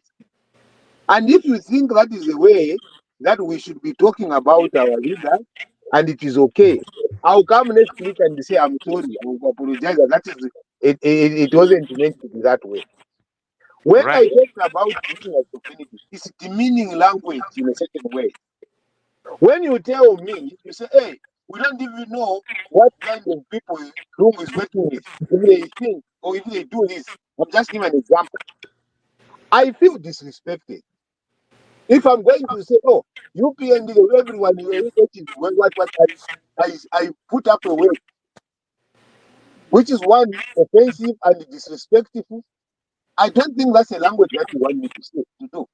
But if we are looking at, oh, that's a language that we can go to, we can demean in the way we speak, I also not have a problem with that. Because then we can take it that this is a good language that we're using on this platform. That is what I'm saying. Let's review this, listen to what you said, and then you see if there's nothing that you are going to find that okay, this way or this kind of speech is bad. If you think everything that is said is okay, I do not have a problem. Or come and say, hey, I'm sorry, Steve. I All respect right, you. all right, gentlemen, So, gentlemen. so can I wind up, Madam Chair? I just wind it up for 2 30 seconds. seconds. 30 seconds. 30 seconds. Okay. So, in agreeing with Bakazi, in the sense that in this forum, I think we're free to say things, but when somebody feels disrespected, we need to reflect on that and see where the disrespect is. Yeah, Yes. I think Fair, that's the agreement Yes. I'm doing with yeah, Bakazi, yeah, Yes. fair enough. because Fair otherwise And enough. we some of keep us we Is it are Lungu who is waiting complaining? to see where the Is it disrespect Lungu who is is, complaining? also to tell the facts. Like if Okay, I no, no, tell no. you, Now, gentlemen, if we I are we're say, gonna go back and forth here. all right, Let's now proceed. if you want to be, if you want me to go on that way fast, I'm very good at that, no, Mama. no, let's go forward. No, I'm Yeah, telling You you. go let's forward. No, I'm proceed. forward. very good Let's at that. proceed, gentlemen. Let's proceed. Let's proceed. All right. thank you. I'll never bring in a story regarding to me with Mr. Lungo again because it just No, brings so many no. It's healthy. It's No, healthy. it's healthy. so Pressure. many It's healthy. Very healthy. so Some of many us end up emotions. breathing. Yeah, okay. Well, all right. Anyway, shall we talk about the next topic at hand, which is we saw ERB finally giving Zesco those tariff hikes. I mean, I'll speak for myself. I am not for those tariff hikes, and according to Zesco, they went to ERB. They wanted them because they needed the money to um, import more electricity for our people. Look, for me, I think if they had gone to ERB and said, "Okay, give us these tariff hikes, and then we'll give our people 24 hours of electricity supply," I would have been on board. You don't go to ERB and ask for money just to import for 7 hours of electricity a day. I think it's okay. Let me not go there now. Anyway, the tariff hike is as of November 1. This next month, gentlemen, that tariff hike. What's your opinion on it? Let me start with the man that just came in, that just arrived, came through the broadcast, the man behind the broadcast, Mr. Francis Combe. Welcome, sir. Oh, maybe he's at the park looking after his grandkids. Let's move on to let's talk to Mr. Mapanza in Chipata. Mr. Mapanza, I know you are actually experiencing this load shedding that none of us are experiencing. But as the man in Zambia currently, when you heard about ERB agreeing to the ZESCO tariff hike, so that you guys over there can get 7 hours of power, what came to your mind? Do you support it, Mr. Mapanza, in Chipata? You can unmute yourself. I'm sure you can speak to us on this one as the man on the ground. Your take, sir. Yeah. So I tend to differ a little bit from your take on the whole issue. Uh-huh. Yeah. So if you're receiving zero power in 2 days, and then all of a sudden, at least you can have 7 hours of power. To me, and for someone that is on the ground like me, that is a commendable thing. So now, in economics, you decide things on the edge. Mm-hmm. So you say, okay, of course, increasing the tariff is going to come with its own things. For example, Correct. maybe the rise in the cost of living and things like that. Mm-hmm. But also, it's got its own side. People will now be able to produce industries. These small scale businessmen, the welders, the people with the salons, the people with the butcheries. So if there was a way that we could know that from everything else, when you give people this much power, then they're going to produce so much. So then, what is big? Is it the expenditure that we are doing, importing power? Mm-hmm. Is that bigger or it's smaller than the profits that people are making from whatever little they are doing? The industries, the barberman, the salon lady, and things like that. Mm-hmm. If that could be known, I think then we could have a very meaningful discussion. But I really think that, I mean, for people to think in that way, they really think that the production that comes with a bit of the increase in electricity, 5 hours, 7 hours, is bigger than the cost that you are going to incur to import the power. That is just my take. All right. Well, you know what? I can't argue with you on that one because you are the people that are actually experiencing it. I experienced it for a good 3 days when I was home in May. Believe you me, I even told my family members, don't expect to see me in Zambia next year if you guys are still going to have this load shedding because it was an alien concept for me. However, All right. if you guys are happy with that 7 hour power supply every day, I would say kudos to you. Um, let's go to Mr. Masha. The ZESCO tariff increase that ERB agreed with this past week, which commences November 1st. Your take on it, and then of course you are not, yeah, affected by it over there in the UK, but maybe you can speak as somebody who just came back from Zambia. Your opinion, please. Come in, Mr. Maja.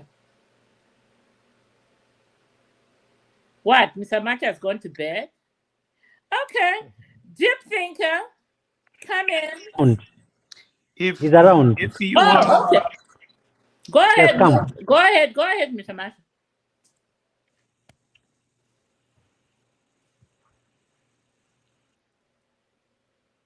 Is it me? Oh, I don't know. so, I'll go. Yeah, go ahead. Go ahead, Deep thinker. Lagazia has left. Eh? Mr. Garcia has left the building. Hopefully, he'll be back. Never my facts. According to facts. When you, Let's not go there. Madam Chair, Yes. if you are only eating porridge, really not thick porridge, but you really slimy like water porridge, and somebody says you pay a Midi little meal. bit more and then you have lunch too, I wouldn't push for dinner as well. I would take lunch first because that is progress. So those people that have load shedding, I mean, even if it's 5 hours and there's tariffs and they're going to have electricity, I think that's a plus for them. It's work in progress. That's how I saw it. Okay. Mr. Maja. Yes, I was saying for us to develop, we need power. And if power costs, we should pay for it. That's a simple thing. All right. Everything. Fair enough. I agree. Vakazia had a few days last week on this topic, so maybe you have another few days this week. Your take on What? the tariff increase to get 7 hours of power? My take? Yes. It's not right. No. Talk to me. It's not right. Talk to Hello, me. can you hear me? Elaborate Hello? why it's not right. Hello? We Talk to are me, here. Vakazia. Why is it not right? Talk to me. Number one, everything skyrockets. Everything skyrockets. Anyone who is actually going to consume power doesn't need to pay for it. It will just be customers because the businessmen are going to pass that cost to the people. So when you raise tariffs like that, you have to know that the people that you are supposed to you are protecting, they're the ones that will pay for it. It's not a businessman. If I run a barber shop, I'll simply increase the cost. And then people start to, they'll find the money to come and pay me. If I do whatever I do, If I run a transport company, there's nothing that I would do, I'll just raise the cost. So things just go off the roof. And then what happens to the people's income? Does it also go through the roof? What happens to the salaries and conditions of service for the people? Can it match up? So when you start to think about those things, it's a very difficult thing, especially on the lower end. These tariffs, unless they're subsidized, we are done. You cannot put in our Zambian scenario. I know how much it is right now. The minimum pay for a person in Zambia right now, as it stands, it has gone to $50 a month. That is the minimum. Most people that you see, all security guards, cleaners, and that, they are at $50 a month as a salary. That is what they get. What can you do with that money? And then you increase the tariffs for power. So everything is going to go up. So what do you think about affordability of things? So what's the People, alternative? yes, the alternative was not to touch that, is to stop export, number one. And That, subsidy. that Power was already subsidy. done. So the crisis is here. What's No, what? the subsidy, whatever you do, subsidize Okay. people. That's all. For me, it's power subsidy. And then number two, remember, and these are the things that for me I've told you guys to say, who is advising the president? Who is speaking to the president to tell him to say, you have spoken on this matter, you've pronounced yourself. It's either the president keeps quiet or doesn't say anything about power. The whole about which I was seeing in the media, where now they bring what you say, now is variant. I think the best way is, for me, is power subsidy for the people, so that the cost of everything remains static and we don't go up. So trying to take those cost tariffs up is a disaster, it's a danger. It will never come back. Can I come in, So, Yes, come on in, Vaxlufia. Yeah. So am Vakazia I is saying, supposed to be just if I finish or have you not? finished? Okay, go ahead, finish. No, go ahead, finish. Finish your point. Who is, I don't know, somebody's going in and out here. Who is it? Mr. Kasia, finish your point. You have 30 seconds. Yeah. No, I'll finish the points. Yeah. All right. Let's go ahead. Go ahead, Oh, Vatanda. God. We're already 15 minutes late. Go ahead, Vaxlufia. So he mentioned things. He said, anyway, I'm not going to go there. But here's the thing. What we need to understand is this. The tariff hikes are not targeting the Baba man. They're not targeting the poor person. What has been done, believe it or not, I don't know if you know this information, Vakazia. The tariff hikes are only going to be targeted to commercial users, big companies. Okay? So people in the markets, in the barber shops, owning a restaurant, are not going to be targeted in this hike. Okay? So what we're saying is this: the big guys are going to be paying for everybody, right? And then Zambia now, the current government, what they're doing is they're creating a deliberate move whereby any new industry that's coming on board and online has to have their own energy source. So if you look at, for example, just a few weeks ago, okay, they were commissioning, of one of the, Umpongwe Kodi, and they're saying, look, this farm will be running on coal. Okay, same thing with Mulungushi Textiles. Mulungushi Textiles, when it opens, when it starts operating, it won't be relying on this. No. Okay.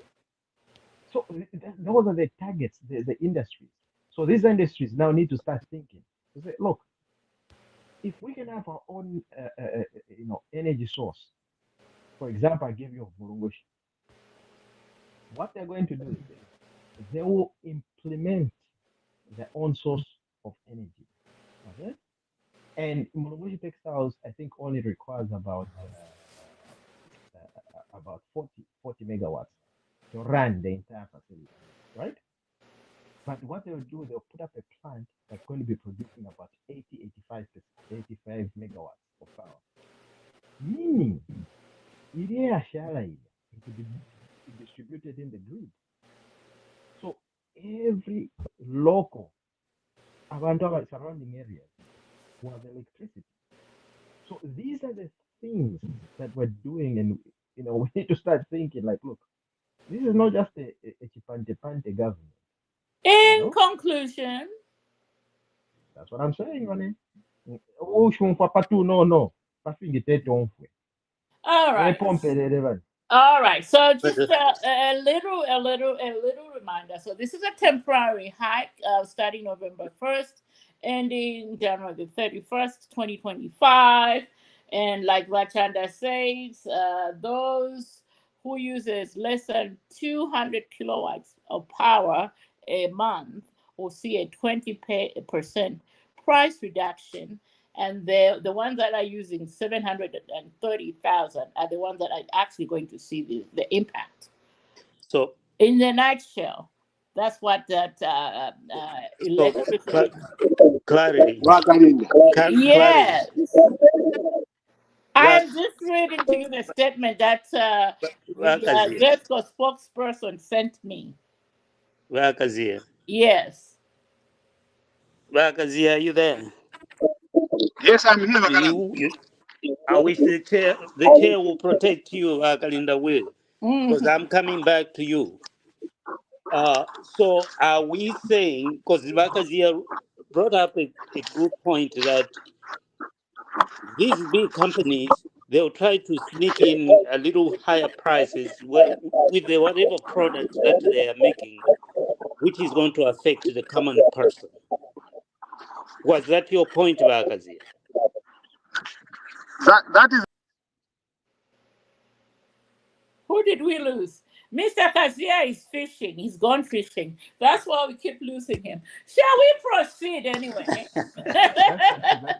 proceed. But seriously speaking, talking to my people in rural areas, they really don't see anything amiss about this electricity load shedding thing going, because most of them, they already have their solars and stuff like that. So the only people that seems to speak the loudest on this issue are the people that are living in the cities. Correct. And but that's the group Wakazia was saying, their salaries don't increase. I think that was the point. But they are going to see a reduction. If you're using 200 kilowatts, you're going to see a 27% reduction, which constitutes 730,000 households. So does that reduction Can fit you hear in me? what Kazia suggested that subsidies will do? Is that what we're talking The about? government has no subsidy. I mean, the idea of There's no need for subsidies that we are left by. We have. I mean, don't. No.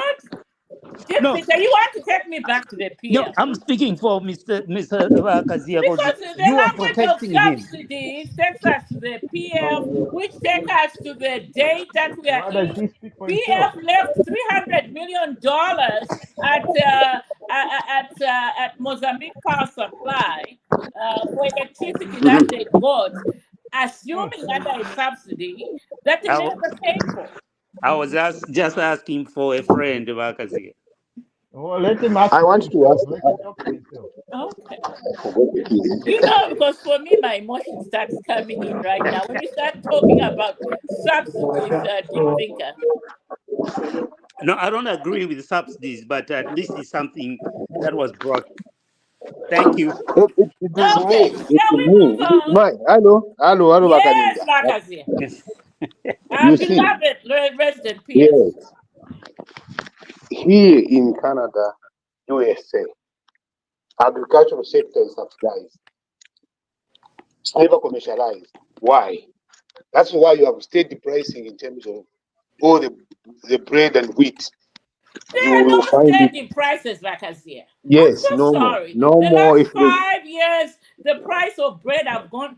When I came to America, I used to buy a loaf of bread at Wakalinda, if you can five excuse me to cents. finish, Wakalinda. Now I'm That's why the paying deep five thinker. dollars per loaf. That's why the deep thinker was saying. You Okay, need to protect me to give you the idea of what I'm okay, saying. you are protected. Number one, if you see the earnings for our people, it is not about whether subsidies are right or not. The earnings of our people is bad. You understand? What the money, the amount of people, I told you to say people are living at $50 a month. That's the earnings that they get. It has moved from $120 to $50 downward because of the exchange rate appreciation. It has moved from $100 to $50. It's not going up the other way. So while the price indexes are going up, the people's earnings are depreciating. That is the concern that I'm having. Now, a businessman, even if you say, oh, they will pay more, they will not. They will throw that cost. We know the fundamentals of business. Your colleagues know the fundamentals of business. That a businessman never pays for anything. He just passes on the cost to the customers, Chapo. And the people that we are talking about, who manufacture who there in Zambia who manufacture a saloon. The machine for a saloon must be bought. It must be brought in the country. And when you say 200, what? If you are going to run a welding company, a small scale welding company, how much power do you consume?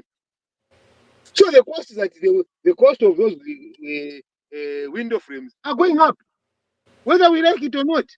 In conclusion, So, in conclusion, we should not think about this type of risks for the Zambian people. It will affect people negatively. And finally, the president currently, our president, President H, is on record to condemn any tax increase, any price increases in power. He is on record clear that he explained it very well. What has changed? So, We so don't Bakari, need we so don't need to deep go thinker, back to I that think before conversation. you come in, why are we forgetting the man on the ground who certainly put it to us that What it's I'll ask better him, to have I'll ask 7 our hours man of on the ground. power supply than I nothing. will ask our man on the ground. Does he Mr. run a business? Mr. Mapanza, Mapanza, Mr. Mapanza, please come in and do you run a help business? school these people are living in diaspora. Let's They talk have about 24 hours of power. You just came on here and told us you are better off having 7 hours of power than having zero power of hour in that's 2 my days. position too. Yes. Mr. but you see, Mapanza, please school our people here. Come and you in. must be able to answer the questions. Mr. Mapanza, are you there? Oh, there he is. Yes, ma'am. I'm here. I'm sorry, we get seated over So, here. That's how we are. Please answer oh yeah, the yeah. So I don't think I don't think the other speaker is speaking in context. The reason why I'm saying that is that you explained earlier on very well that this change in tariffs is not going to affect anyone. There's only a certain threshold which is going to experience the increase in tariffs. The other one, the other threshold is actually going to see a reduction.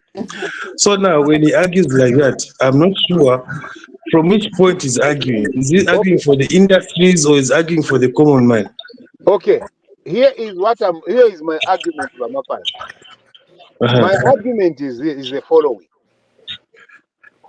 Now, unless the economic fundamentals have changed, the ones that will be paying more will find a way of getting back what they are paying more for. That's a fundamental number Mm-hmm. one. And that means that the cost of production goes up.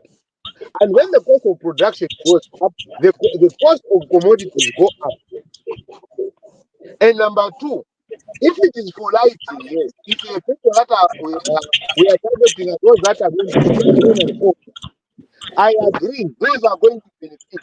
The ones that don't run anything, no small scale, no medium scale industry, those are not going to be affected. but they are going to pay in the services they will get from those that are paying more. It's just a Okay, chain so now, reaction. boss. Now, let me give an So, example. I want to give an example of Kalingalinga. I don't see anywhere in Kalingalinga or anyone doing window frames at garden market there to consume less than 200 kilowatts in a month. When you are welding, it is not going to happen. It will be over, meaning you will pay more. So what will happen is that the door frames, the window frames, the price goes up.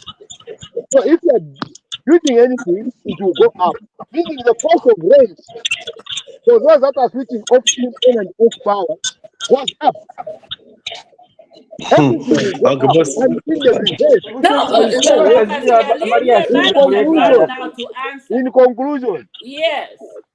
I said, now the earnings for the people that are servicing has dropped from $100 to $50 a month. That is what has happened now. People are earning less. They're spending more for the same services they used to spend 3 years ago. There is no salary increment. We have not adjusted the minimum wage. So these are the ripple effects that I'm trying to bring it.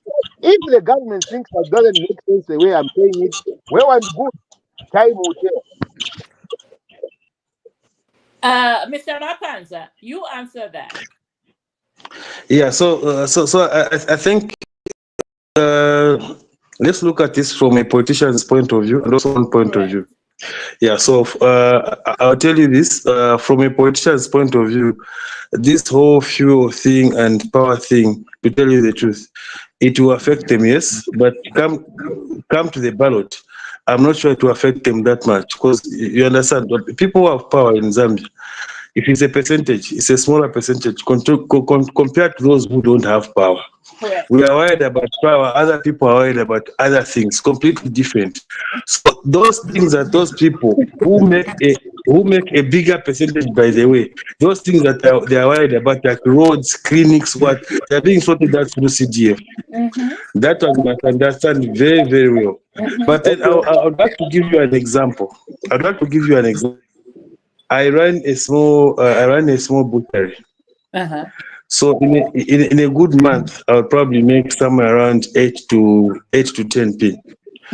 So I'm very happy that at least now I can have power because it means that my meat can't go bad. Then I can continue making my 8 to 10p in a month. So so that 8 to 10p is just profit, not including the cost and everything like that. So now, even if the electricity tariff is to go up, I don't think they can go up by 10p. So that is the point. Yes. So, Mr. Mapan, if I may ask you a question, how many employees do you have? How many what? Employees do you have? I have 2 employees. 2 employees, I run 2 fridges. I also pay for rentals. You have 2 employees that you have, isn't it? That the fact is that no matter how much electricity it rises, it can never go to a point where I have to pay 10,000 in a month. That is not my question, Mr. Mapan. My question is, But you have 2 employees that you have employed, and you are a yes, businessman.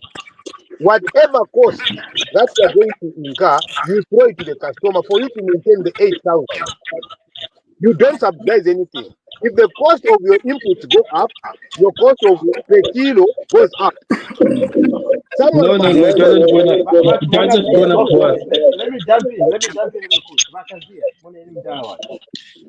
He's giving you already an answer on the point. Ratanda, you don't need Ratanda. You don't need to say that he hasn't given me. He's here. That's why we are engaging. It's Yes, an but he's engagement. giving you the answer. But now listen to this. It's very clear what the president said, what the energy regulation board said. This won't affect our brothers and the people that are running into timber, welders, and stuff like that. It won't affect them. The increment is on the commercial users, the big guys. Okay, so I don't know how Exactly. hard that is hard for you to understand. No, what because is the And people just they're to trying to add on distance to that them point, to Batu, yeah, say, just to add on to sorry, that Rakabi. point, we had this past week the Manufacturers Association president, what is his name, McDonald, he's been there for the longest. He was out there, he was the one championing for the increase. Even telling Zesco that the money that they'll be paying, they are hoping they are not going to use it to pay He cadre, doesn't see but to bring the power in. or Daniel doesn't meet the cost. You are not you are forgetting one fundamental principle that I'm raising here. The fundamental No. principle I'm raising is Ngala, the cost of Ngala, power is proportional to the consumer. That is the fact. Ngala, if I can, Go Yes. ahead, Mr. Matanza, please. I Educate think I the rest understand. of yes. I think I understand him very, very well. He's worried that the cost of living is going to go up, and Yes. that the manufacturers or they are going to pass on the cost to the cost to the consumer, who Uh-huh. is the common man. Uh-huh. Yeah, but me, what I'm trying to tell him is that let's look at the proportions. You understand? Okay. So, by how much is the cost of living going to increase? Okay. And then by how much are people going to gain? Because now they have power. Let's look at that. When you see there's a negative difference, then you say, okay, this is the bad thing. If there's a positive difference, then it's a good thing. I agree So, with you, but for a second, that analysis. If it is going to increase, it is going to increase, yes. But by what proportion? How? My own, Now, I'm one that. second. Ramapans, I've heard you. But Eh. can I ask one more little something? Ramapans, Okay, you have one of one Barakasi. Oh, question. and then Yes. let Jim Thinker come in Yeah, because then Jim this Thinker will has come in. something to say. Ramapans, Yeah, go what ahead. you said is correct, but who has done that analysis? They have. The government has. Where is the document speaking to what Ramapans is talking about? Okay, Okay, so we'll I'm provide done. it in the next I agree with you. No.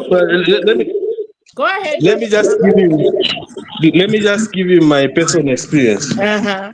So, for example, if I have to pay 1 pin more or 2 pin more for electricity, which is not even going to happen anyway, because the policy is in such a way that it's going to protect us, the small guys, isn't it? Mm-hmm. So, but for example, let's say I'm going to pay 2 pin more for the electricity, but then I'm still able to make my 10 pin, for example. Mm-hmm. I still have an 8 pin. But if there was no power being imported, I was not going to make that 8 pin. Mm-hmm. That's what I'm telling you. That's what I'm telling the gentleman to understand. Right. There's a positive difference, and the positive difference is good. Right. It's not a negative difference, but it's a positive difference.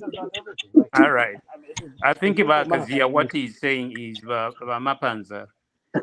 If you are to pay 1,000 more on electricity, how is it going to affect your employees? Are the employees going to get affected by that? No, he just explained And it. then is the product that you're producing, if it's meat, are you going to increase even a little bit? No. Because what is telling you, look at the difference. Let Mr. Matanza answer because he's an He expert. just said you. Deep thinker is so clever. Go ahead, Mr. Mapanza. You can answer So, Mr. Deep Thinker. yes. So, like I've labored to say, just last month, I had the slaughter debut. I got it from ZNS Chiwoko. I got it for 10 pin. It went bad. Almost all of it. We had to Rambika and things like that. You know, you guys who grew up in the village. So I lost a 10 pin. So then someone comes and says, okay, we are going to give you power at least so that your products can survive and people can come and buy an ABCD. To me, that's a good thing. Now I hear the other gentleman what was saying that eventually, I'm not sure how much the inflation rate is going to be once the tariffs are increased. Oh, So, for example, Because that's where Kazia is. That's exactly where he is, right there. yes. So now, look, Mdara, you cannot bake a cake and have it. You understand? You cannot. You ufuna into vamush. This life is about you give, you take. Whoever has nice things flowing all the way, no, you give, you take. So if power was not consistent, do you think those workers that are working now, I was going to have them? I was going to fire them. Why am I going to keep workers and pay them when there's no power? For me, Can I'm I for come in? tariffs. I'm So just no. speaking this is about So why. Now, listen, now, Mdala. Instead of them losing a job, they will have a job. You understand? Yes, maybe their expenses are going to go up maybe by 10%, but they will have a job. If there was no power, they're not going to have a job. So that is the kind of decision that you make. You know, every decision is painful in its own way, because once you make one decision, it means that you are foregoing other benefits. correct. Even if we didn't have to listen, even if you didn't have to import power, even if you didn't have to import power, it was going to be a grave situation. We import power, it is still somehow painful, but not as grave as not importing power. Those chaps, I could have fired them by now. So you want me to fire those chaps? No. That, Can I come in? you want Can to I come buy in? Can I come no, in? no. I'm Can I asking come you. in? If we didn't have power by now, I could have fired them. Yeah, but the Chair, guy can I said come that. in? Chair, can I come in? Hold Can Now, on. I come in? I have two questions for Mr. Mapan. Chair, Bakazia. I have two questions. Number two. No, Can I no, come in? Bakazia. Nicola Mapan and Understand Mapan. me. we need to move on. We need to We move on. need to move Mapan, on. We need to But move on. can I ask you Mapan the question? The No, gentleman no, who no, is no, on no. the ground has spoken. Yeah, but you No now need for you are that. saying The that's the last issue that comment. you have. No, let's The move last on, comment. Mr. Lakazia. Kazia. Mr. Mapan. Okay, The I'll last give you comment. 30 seconds, and then But before see, Yes. what you are going Mapanza to come say, in, Mapan let is Mr. explain. Macha say And something for then 30 you want Yes. to seconds. Let me continue say with the something. matter. Uh-huh. That is But go Let what me say ahead, something. Bakazia. Too quickly, yes. 30 seconds. One of the things I agree with Mapan is that we must do a cost benefit analysis. Not just based on how he's feeling. Because feelings could be different. And then number two, what happens is he going to maintain the entire cost of his services at the same rate? And this is what brought me I to can't even hear you now, Bakazia. Can you hear Are me you now, fishing now? Are you fishing? Have you gone fishing? No, I'm in African Ontario right now. My son is playing soccer. They were playing for the fifth position today. Okay. Yeah. So the issue that I have is not like I am one the reason why I am against the tax increase if the cost of living goes up because we do not pay our workers enough to in consumer the cost of living that's the way it is adjusted. You will find that the price is way off the roof.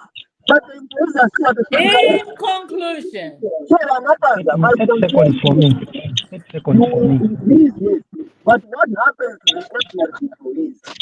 When this cost of living is going up, that is the fault that caused. The minimum wage is going down. The pressure is on. And what is the role of government to make sure that that cost of production goes down? Now, in conclusion, the president, President X, when in opposition, said the foolishness to touch the cost in terms of tariff to the big Prophetic. government. He said if everything brings up the book, thank and that you. person is Thank you, saying, our beloved resident PS. Your 30 seconds is over. Mr. Macha, 30 seconds, and then I'll give a minute to Mr. Mapanza to respond to both of you. Living.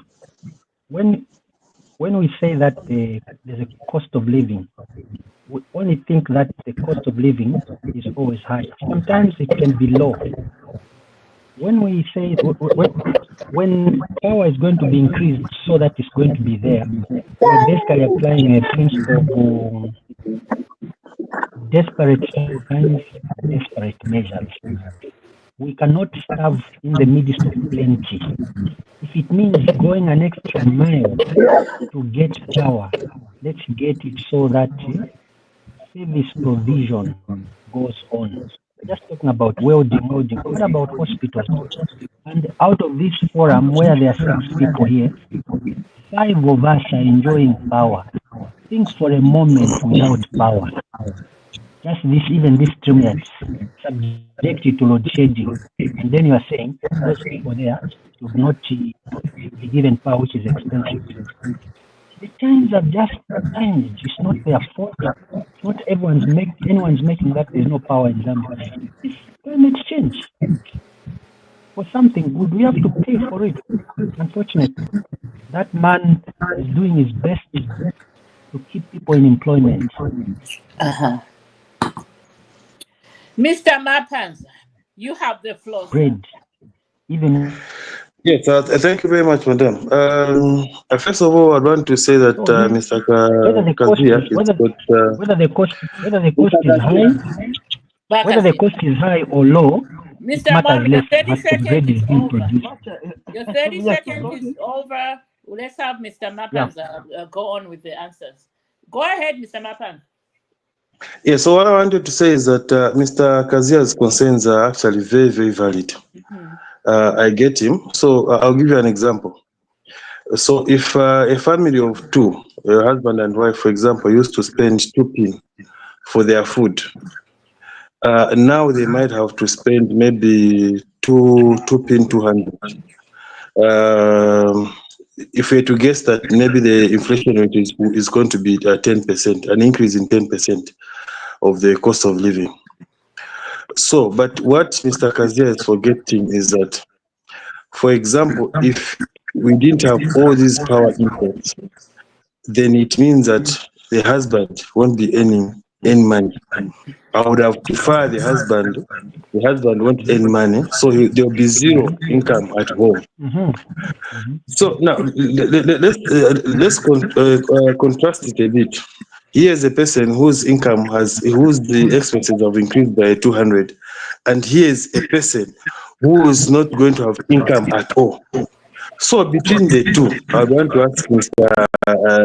Kazia, what would you rather he does? Between the two, someone at least their cost of living has increased by 200%. They still have income. That's all. And the other one, because there's no power, has been fired. They can't have income at all. What would you rather he does? That's a very good question, Yamapan. This is why I would rather the person who remains with power and pays more. And this is why what? I would rather the person remains in employment and pays more. But this is why I say the government subsidy for you, Mr. Mapan. No. Mr. Kazia, a government subsidy in Congo, the government in Dara. We are already struggling.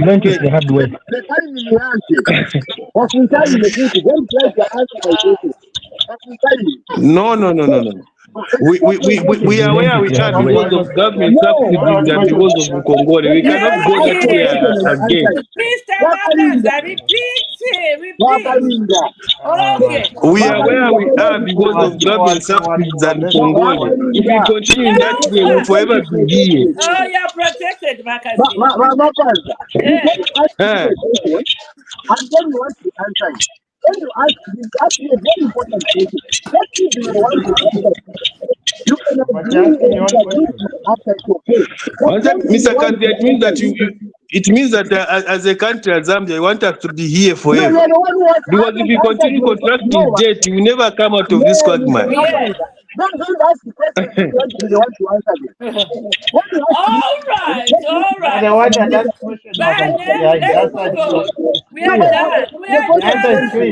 The man in Zambia. You don't want the answer you want. If you not want an answer, Wakazia, Mama Shita, Okay. Mama, did not the want question an was asked to answer. me. Am I going to, do you want me to answer the question? No, No, but Bakazia. you never question Dr. Mushi. Bakazia, I've been protecting you. Yeah, but I want to answer the But question. Okay, Next 30 question. Who's seconds. You question is the answer one your asking question, question? then we are going Keep to go quiet. back to the fear. 30 seconds. Thank you, Akira. And I'm Can you counting keep right quiet now. till I answer the question? Yes. The reason why I say we must be thinking about suspending power because we are in a crisis. It's a crisis that affects the people. The subsidies are still on. Ministers, permanent secretaries like myself, we are all subsidized by government. We are subsidized the right to live there. The members of parliament, the chief and the cabinet, they are all subsidized. In What is what is conclusion, subsidizing our people? in conclusion, When it involves the poor people, therefore it is bad. When it involves us, that are in conclusion, in Bakazia. conclusion, people have to cut up the respect for everybody. So like the rest of Congress, we also not do. We cannot be subsidizing our politicians and government leaders. How that is about. Thank you so much for No, those that's contributions, why I said that Bakazia. is that kind of. Thank you. Batufia. You know what? I think this is a no-brainer. Yes. Our brother has actually, demonstrated.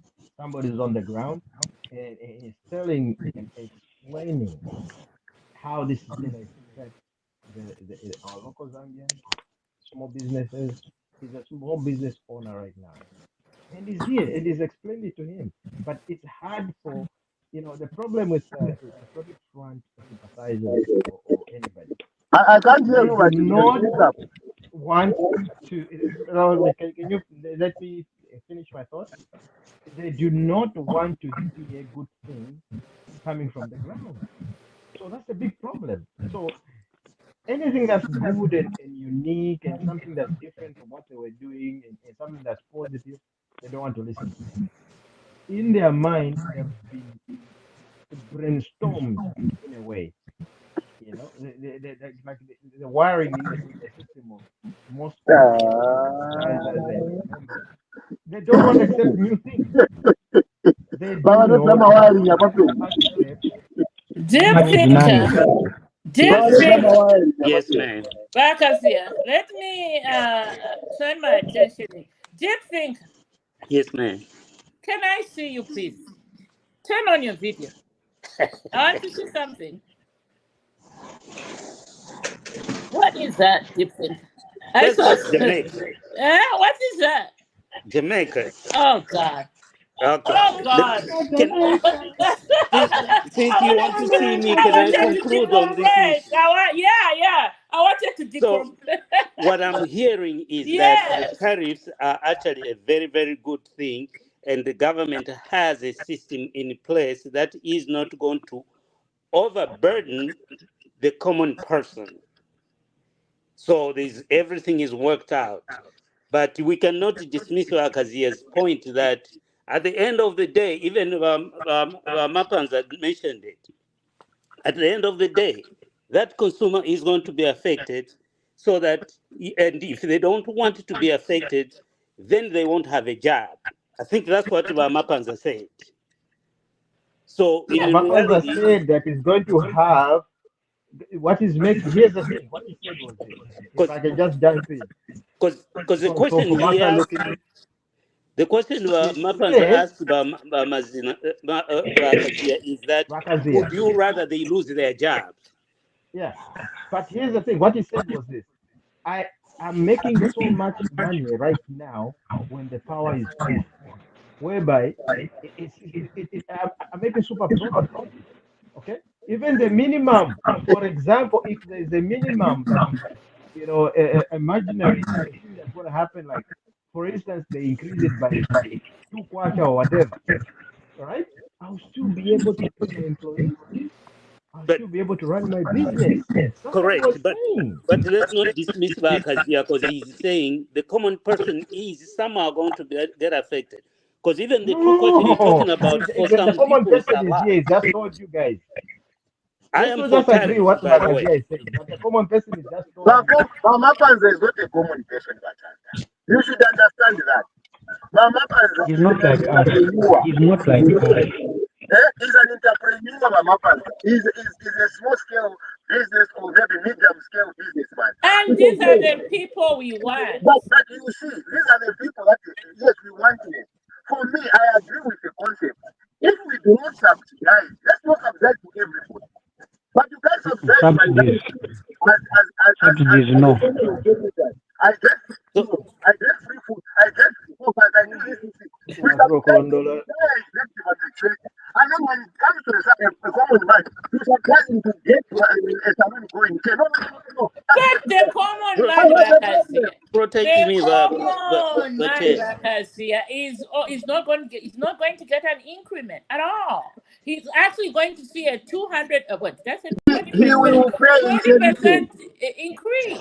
The I common mean, man pays in services, so they are basically. going. Here's what's going to happen, Bakasia. Since they Okay. are going to get that 20% decrease in their power supply, whatever increase they are going to get in their supplies, they are going to put that 20% there. So they will remain where they are now. That's the way I'm going to look at it. Because if my power Listen to this supply is one. going to be decreased by 20%, I'm saving myself 200 kwacha. So then I can go and buy my chicken at the market at maybe 2 kwacha more. I'll take my 20% from my cow. The I put it president, on my the, chicken. our president HH did not agree with you on that. He called that bullshit. So, Madam Chair. In conclusion. Yes, I didn't conclude, Madam Chair. I would like to conclude. In conclusion. What I like about this is what you all are saying, that it's not a permanent thing; it's a temporary thing. Correct. So that's what I'm happy about. I agree with your opinion. Absolutely. Now, shall we proceed to the most exciting news I have heard this past week? But I want you to introduce this news on the satellite. Oh, the satellite issue. Yeah. Yes. Come Yes. on with it. I think now Zambia is now moving to a very positive trajectory when it Right. comes I will to look at the climate. No, Can you I'm mute just saying. yourself, Makasia? I'm sorry. No, I'm sorry. Protective Sorry, Akazi. I did it. I was just telling myself that Rakazi has led me to start drinking early today. Protective Akazia, Okay. please. And Protect. to Can you protect guys, can you mute yourselves if you want to talk about this issue? Right. So this topic, most people are looking at it like it's a waste of time and money. Okay, it's a $14 million project. Okay, now for everybody that do not know about this, we're gonna bring it up to you on speed. This is going to be a satellite groundbreaking facility that's going to be in Chibobo. It's built already. The infrastructure is already there. Now, what will it be doing? What will this satellite groundbreaking infrastructure going to be doing? It will now detect weather patterns in this country. We'll be able to determine influenza, what's going on, and it's also going to allow agriculture facilities, agriculture farmers.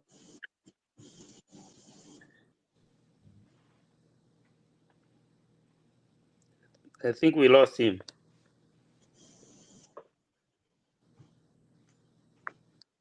I think we lost Bachelor here. I think you pretty much you got it in a nutshell. So let's start with Bakazia. Your comment on not before we come to Bakazia. Let's Where go I with ended. Mr. Maja. Mr. Maja, come in. I can continue. I can continue from where I ended. Yes. You know, with that facility, we shall be able to plan. Some plans, in order for them to be considered, you need to look at the weather. Some business plans, weather. sorry to talk about this, even war, you need to plan it. You need to look at weather, transport, weather, everything, food, weather. Weather is a bottom line to anything that many people plan. So having information about it will help us even avoid certain costs. For example, we shall know the right time at which to have farming inputs like fertilizer, seeds, because we know the time and the date when it will start raining and stop raining. We call these the early maturity crops, medium maturity, long term. All those, because of that satellite thing, shall be able to know what grain to plant, not just saying average to minimum rainfall. No, we just paint Zambia somewhere light green, somewhere dark green, somewhere orange, zone Z. We shall be, this time around, we shall be very, very accurate. This was money spent for a good cause. All right. If I'm to be profane, I would have said it was not used to buy a chopper. I yield. All right. Well, maybe before anybody else come on, let's bring in the man in Zambia, Mr. Mapans. He wants to go to sleep, and I just wanted to let you know. Thank you so much for your contribution today, and most certainly we'll give you the topics in advance. Just shoot me your text, your number, and then I'll add you to my group chat. Okay. So by the way, yeah, come on in, Mr. Mapans, and do your final vow of grace, and we'll see you next time. Thanks very much, madam. I was very delighted, and also somehow I like arguing, so I had a very good evening. I hope that I can. That's what we do here. That's what we do. I hope that Mr. Kazi can be there the next Sunday. Oh, he's a permanent fixture. He's all around. We love him. I take these guys to task to make sure that some of the things that I remove their blinders. Indeed. It's always a good thing when you have opposing views. A very, very good thing indeed. Otherwise, I enjoyed myself this evening. Have a good one, gentlemen and lady. Yeah. I'm off to bed. Yeah. Good All night, right, it's good Zambia. having you, Much Mapans. appreciated. Yeah. And just Cheers. remember to shoot me your number, yeah? So I can add you Yes. to our topics weekly. All right, All right. then. Okay. Good night. Back to you, Fia. I don't know what happened. What a network. Zamtel. Where's Tony over there? What's going on? What's changing in Abia? You're not shedding. Now, what a lot shedding. He's been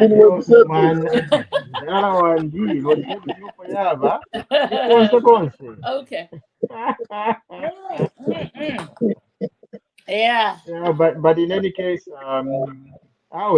we're back, and what we discussed first of all. You are the one introducing the topic on the satellite, the $14 million satellite. Fantastic! Yeah.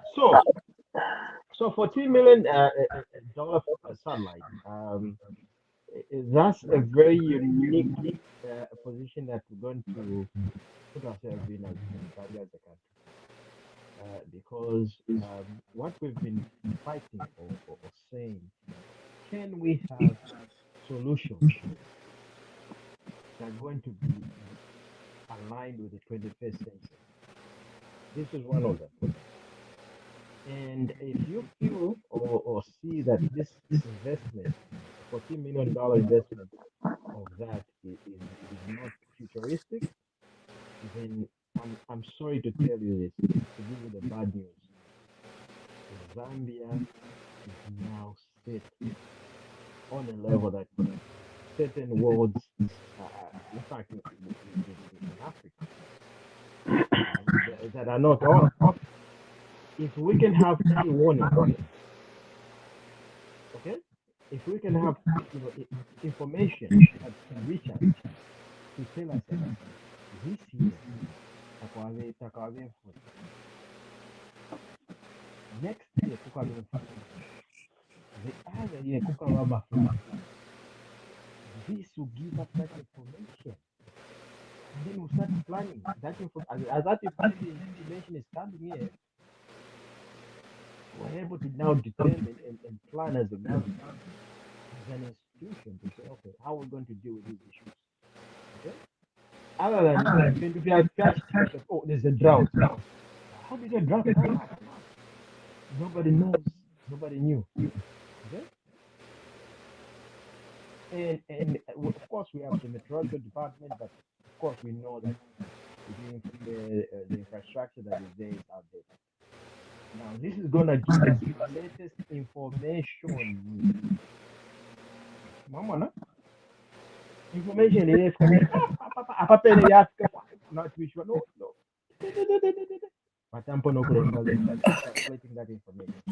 So this to us is well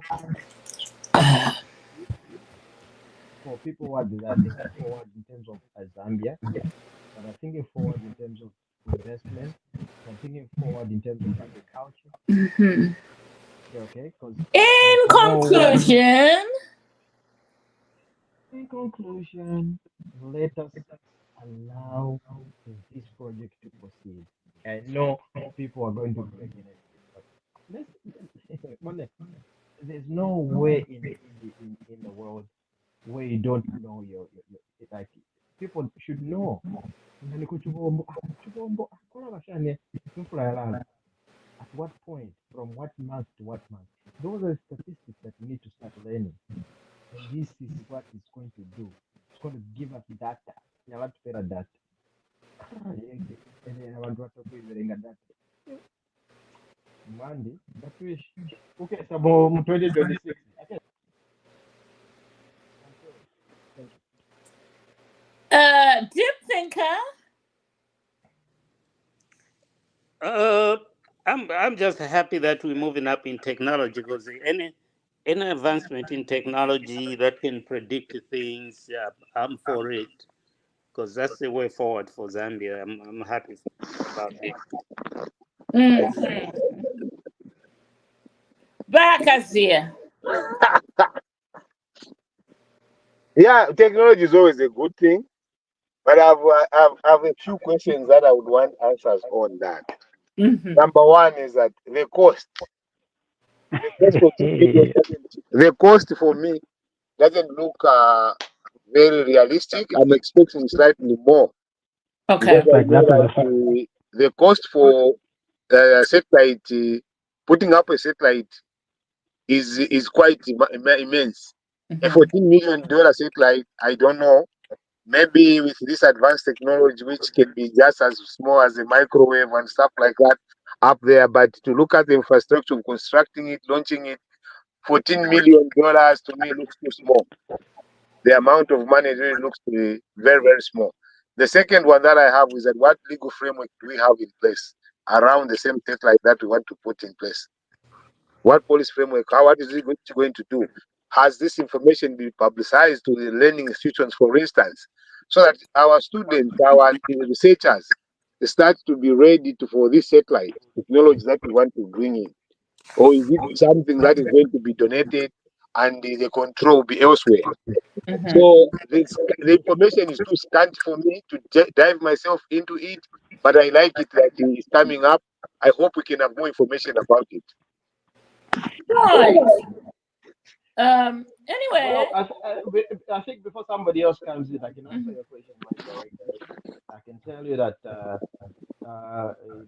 Vamtati, is working closely with the university, the corporate university students. So this is aligned to the students already. So the university of the Copper Belt are going to be working on this and learning, gaining information, and be able to, in the next 5, 6 years, be able to operate it as Zambians. Because right now, I think we've got foreign investors and foreign, not only investors, and foreign experts. 5% over here. Okay, so the University of Zambia, okay, are going to be instituted in this thing. All right. So they're going to be the ones that are going to be learning from this facility. Okay. Maybe, So that maybe, in the next 10 years, we'll be able to start handling it on our own. Because it's not a small. This is not a small facility. This is not a facility whereby you just wake up in the morning. No. Okay. So often them here. All right. Wakalinda, Wakalinda, Yes. Wakalinda. Yes. I think, you see, why I'm asking these questions is that my wife, first of all, is a physicist. Mm-hmm. People must understand, other than being financial, she's a Kono physicist. Canada. Kono Canada. She was trained here in Canada, by the way. Mhm, University of, yeah, she was trained here in Canada. Number mhm, two, there is a Dr. Sivanda Patrick, who is an astronomist, who is actually now a lecturer at Kwame Nkrumah. Mm-hmm. The astronomy lab at University of Zambia is a shell as we speak today. It has things of 1960. If we upgraded that, this is why I'm saying I would need to look at this, some of the documents that they've generated to look at that, and also speak to some of these consultants. The plans are good, but you see, when people ask questions, it's important to provide the answers because we have not worked on our research infrastructure. Our knowledge base is so scanty. Our infrastructure to train people is very scanty. The University of Zambia, the physics department where this is sitting, is in a charters. If you go to Copperbelt University, you're going to find a solid state lab. It's not something I don't know how this is going to play, but these are questions that we should have answers on. No, good question, Wakazia. Good question, Wakazia. What I can tell you is this. For every journey, it starts with a mile. For 1,000 miles, journey, it starts with a mile. So, Panomba, we're talking about things that are happening now, not could understand. You see what I'm saying? So, all those concerns, they're going to be addressed, of course. And we are going to look into all these. That's the reason why we're having these discussions. So that's why we're saying, like, if the Copperbelt University is going to be aligned to this project, meaning it's not just going to be aligned, but there's going to be a certain funding in the infrastructure, even the technology that we need to, upgrade our students to have that level of understanding.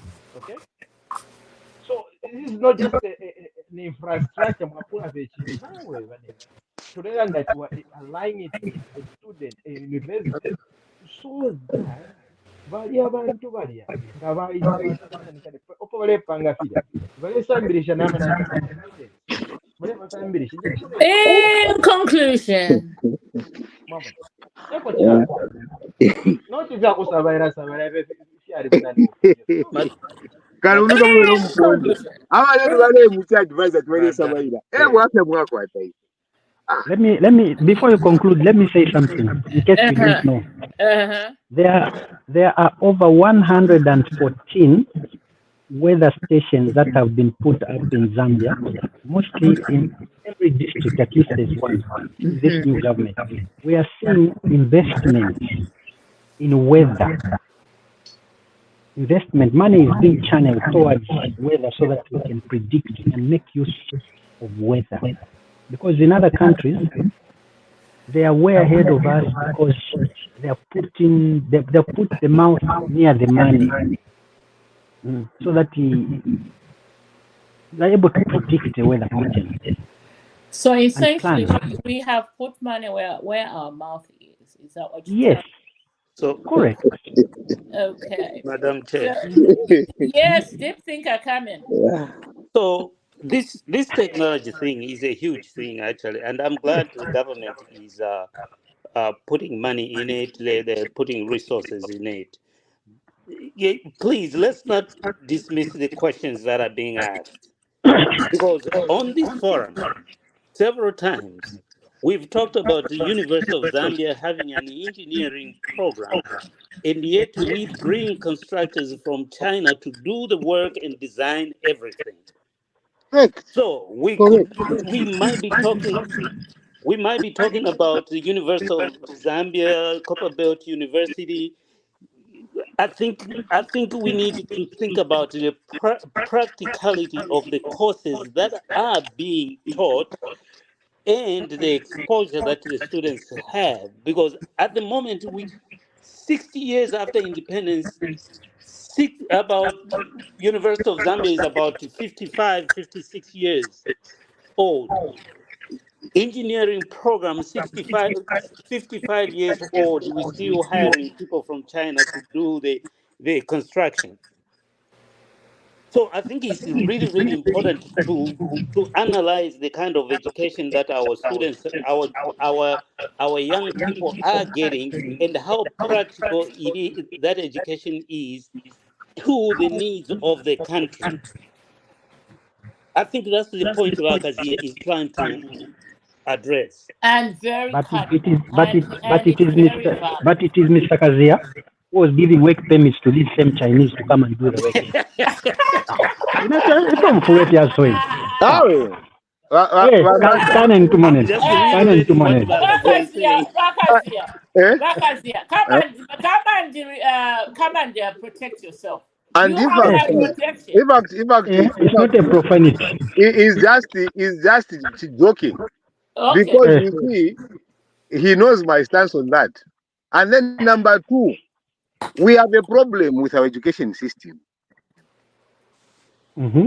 We have a problem. We don't invest in education the right way. You know, basic and primary education is not education that you can be proud of. It doesn't take us anywhere in research and development. We have killed research and development in Zambia. Killed Mm-hmm. completely. If you go into the computation lab in the University of Zambia, today you walk in there, you go there. Go and see the lab. There's no electronic scale. No electronic scale. Tamuli, but you know, tunatuma pound. Excuse me. Excuse So, me. Do you mean the lab or the library? Just a both minute. Do you mean the lab? library ways. I mean the labs where they're supposed to test things that are working on. Uh-huh. There are agents that are there. Uh-huh. There is no money that has been invested in that kind of education. The library you said is what? It's Asian. Labs. Yeah. You understand? So when we That's talk a about profanity. in Conclusion. conclusion, Let me just agree with one thing. Vamacha, nimwe mulefunda bali For the 200 first time. years and they're expecting them to learn how to do the things properly. It's bad. Number two, For let the first time, Munarata agree na Vakasia. For the first time. then we have a chinka. For the first time. We don't For want the to ask first this time. question. But here's where I agree with you. You don't even know where I'm agreeing with you. Iliashimwaleta Yama lab. Okay? Because in the lab, that's where all initial findings are done. Okay? Initial findings are done in the lab. Now, if we have poor infrastructure when it comes to the labs, not if it's a university, even Kuma secondary schools, okay? We need to look into those things. We need to make sure that they're up to the modern standards of the 21st century. Okay? So that Gavaleta problem or a question, now where I'm lab, we are able to find certain materials or elements that you can use to solve those problems. But if you don't have those issues in materials, how are you going to explain it? In conclusion,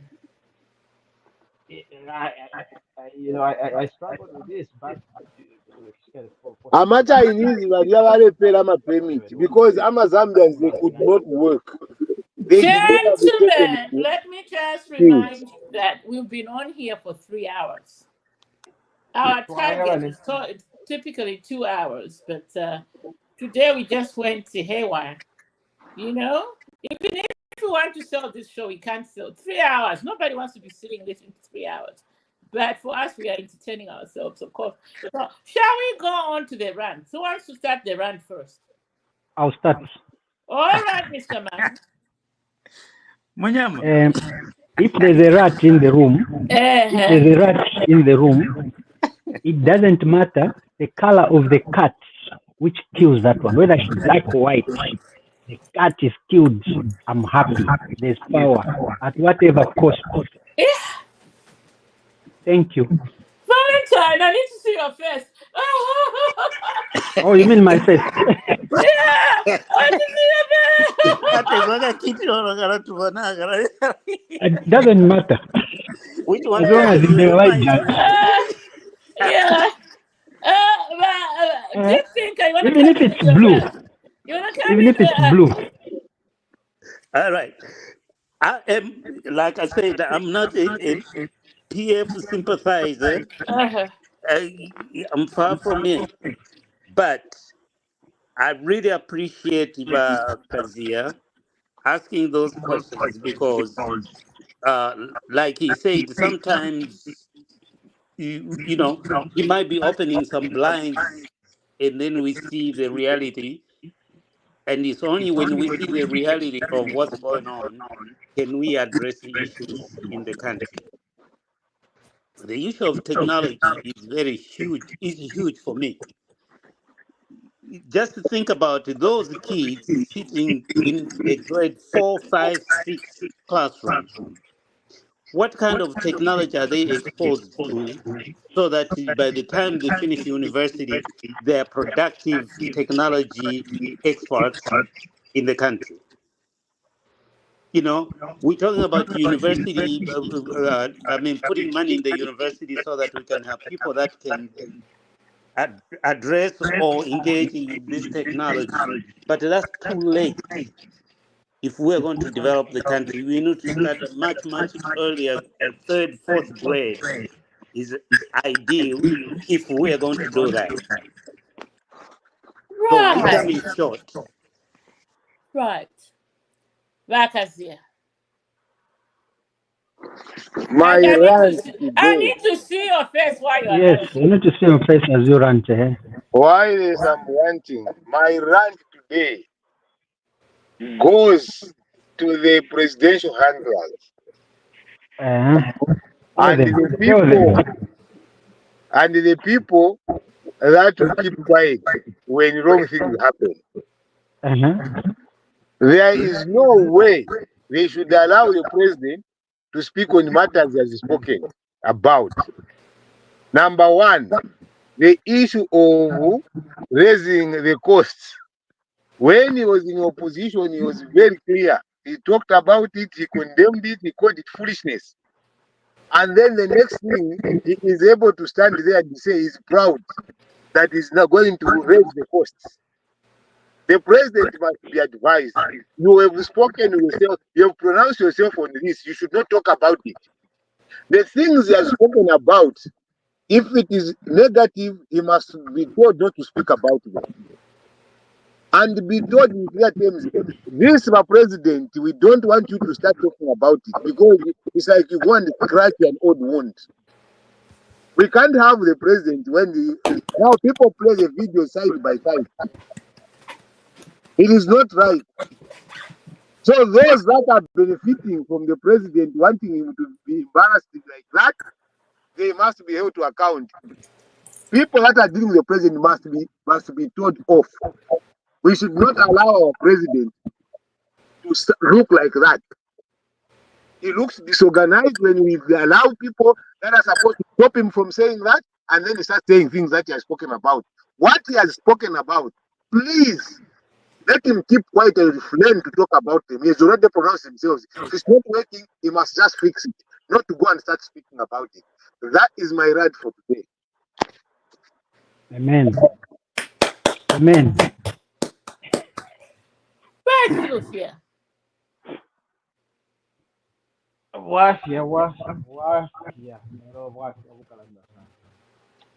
I think my rents are going to be more of like a productive kind of thing, um, or advisory center for me. What I want to Turn the do. cook mic. Play around with your Okay. mic a little bit. Can you hear me clearly? Better now, Yes. better. Yeah. Yeah. So my thinking is this: I want this current government to do one thing. Can we build green terminal? We can't hear you, Achirufya. Tamulengu. So what I'm saying is this: I want this current government to start building my green terminals. Okay, green terminals, and I think we've been tumbling or talking about these issues for some time. Grain terminal, a grain terminal in every center of Zambia where there's port. Okay, look at Mozambique, Angola, all these other areas where there's port. Let's build grain terminal. Why do I say this? We'll be able to sustain our government in terms of building any grain, starting from Imbalanga, not only just maize, because I mean, some like us, the main thing we're concentrating on is maize. No, can we diversify?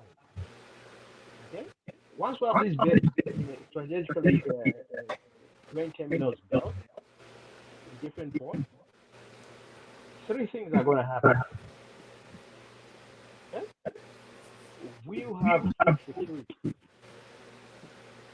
meaning that farmers will be, they'll be encouraged to start growing millet and start, growing that millet.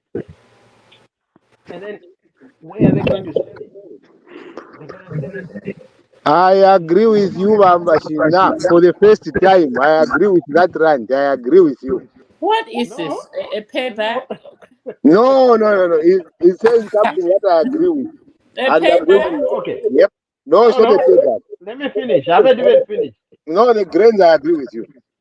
No, I haven't even finished. So we're going to build these terminals all across the country. And secondly, we are going to be able to have a reserve. Not a matter we have a reserve of certain grain that is worldly, needed and worldly sought after that can only be found in Zambia. Mama, what happens if we have certain grains that cannot be found anywhere else in the world? That I think we need to start putting a premium in that. Mama, okay? And then we also need to look at how it's going to affect the economy of Zambia. The economy of Zambia will be liberated, and farmers themselves will have that feel to say, if I put my maize there, or if I put my sorghum there, it's going to be stored. This is where Amasilos of that time, if you remember correctly. So I got Amasilos. I don't know if the silos are still working now. All right? So I got Amasilos way back in the day.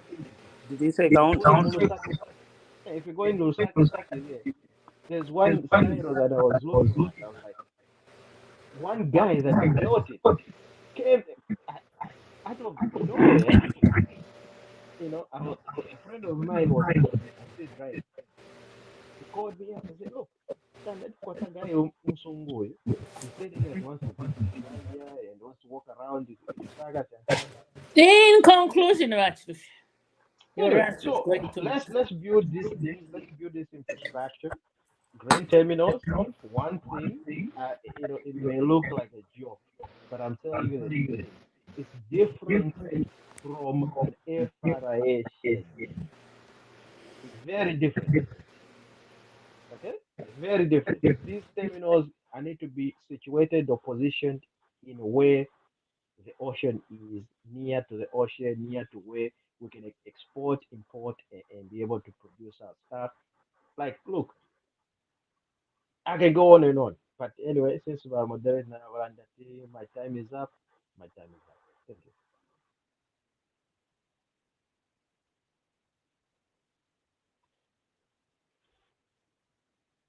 Okay, then. It's time to leave now. Vapwisha ranchi vachanda. Anapisha ile kati ina maranchi ya ndi But Okay. Vakalinda, just to What is agree with this? just agree with Vachanda. You see, the issue of grain, I've been also thinking at where my land. I was thinking about it that you see. All right. Can you all hear me? Yes, we can hear Yeah, you. we can hear All you. right. Shall we just end this? You're right. All right. Can you hear me now?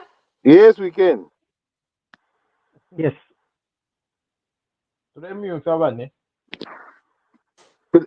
Yeah, we can hear you.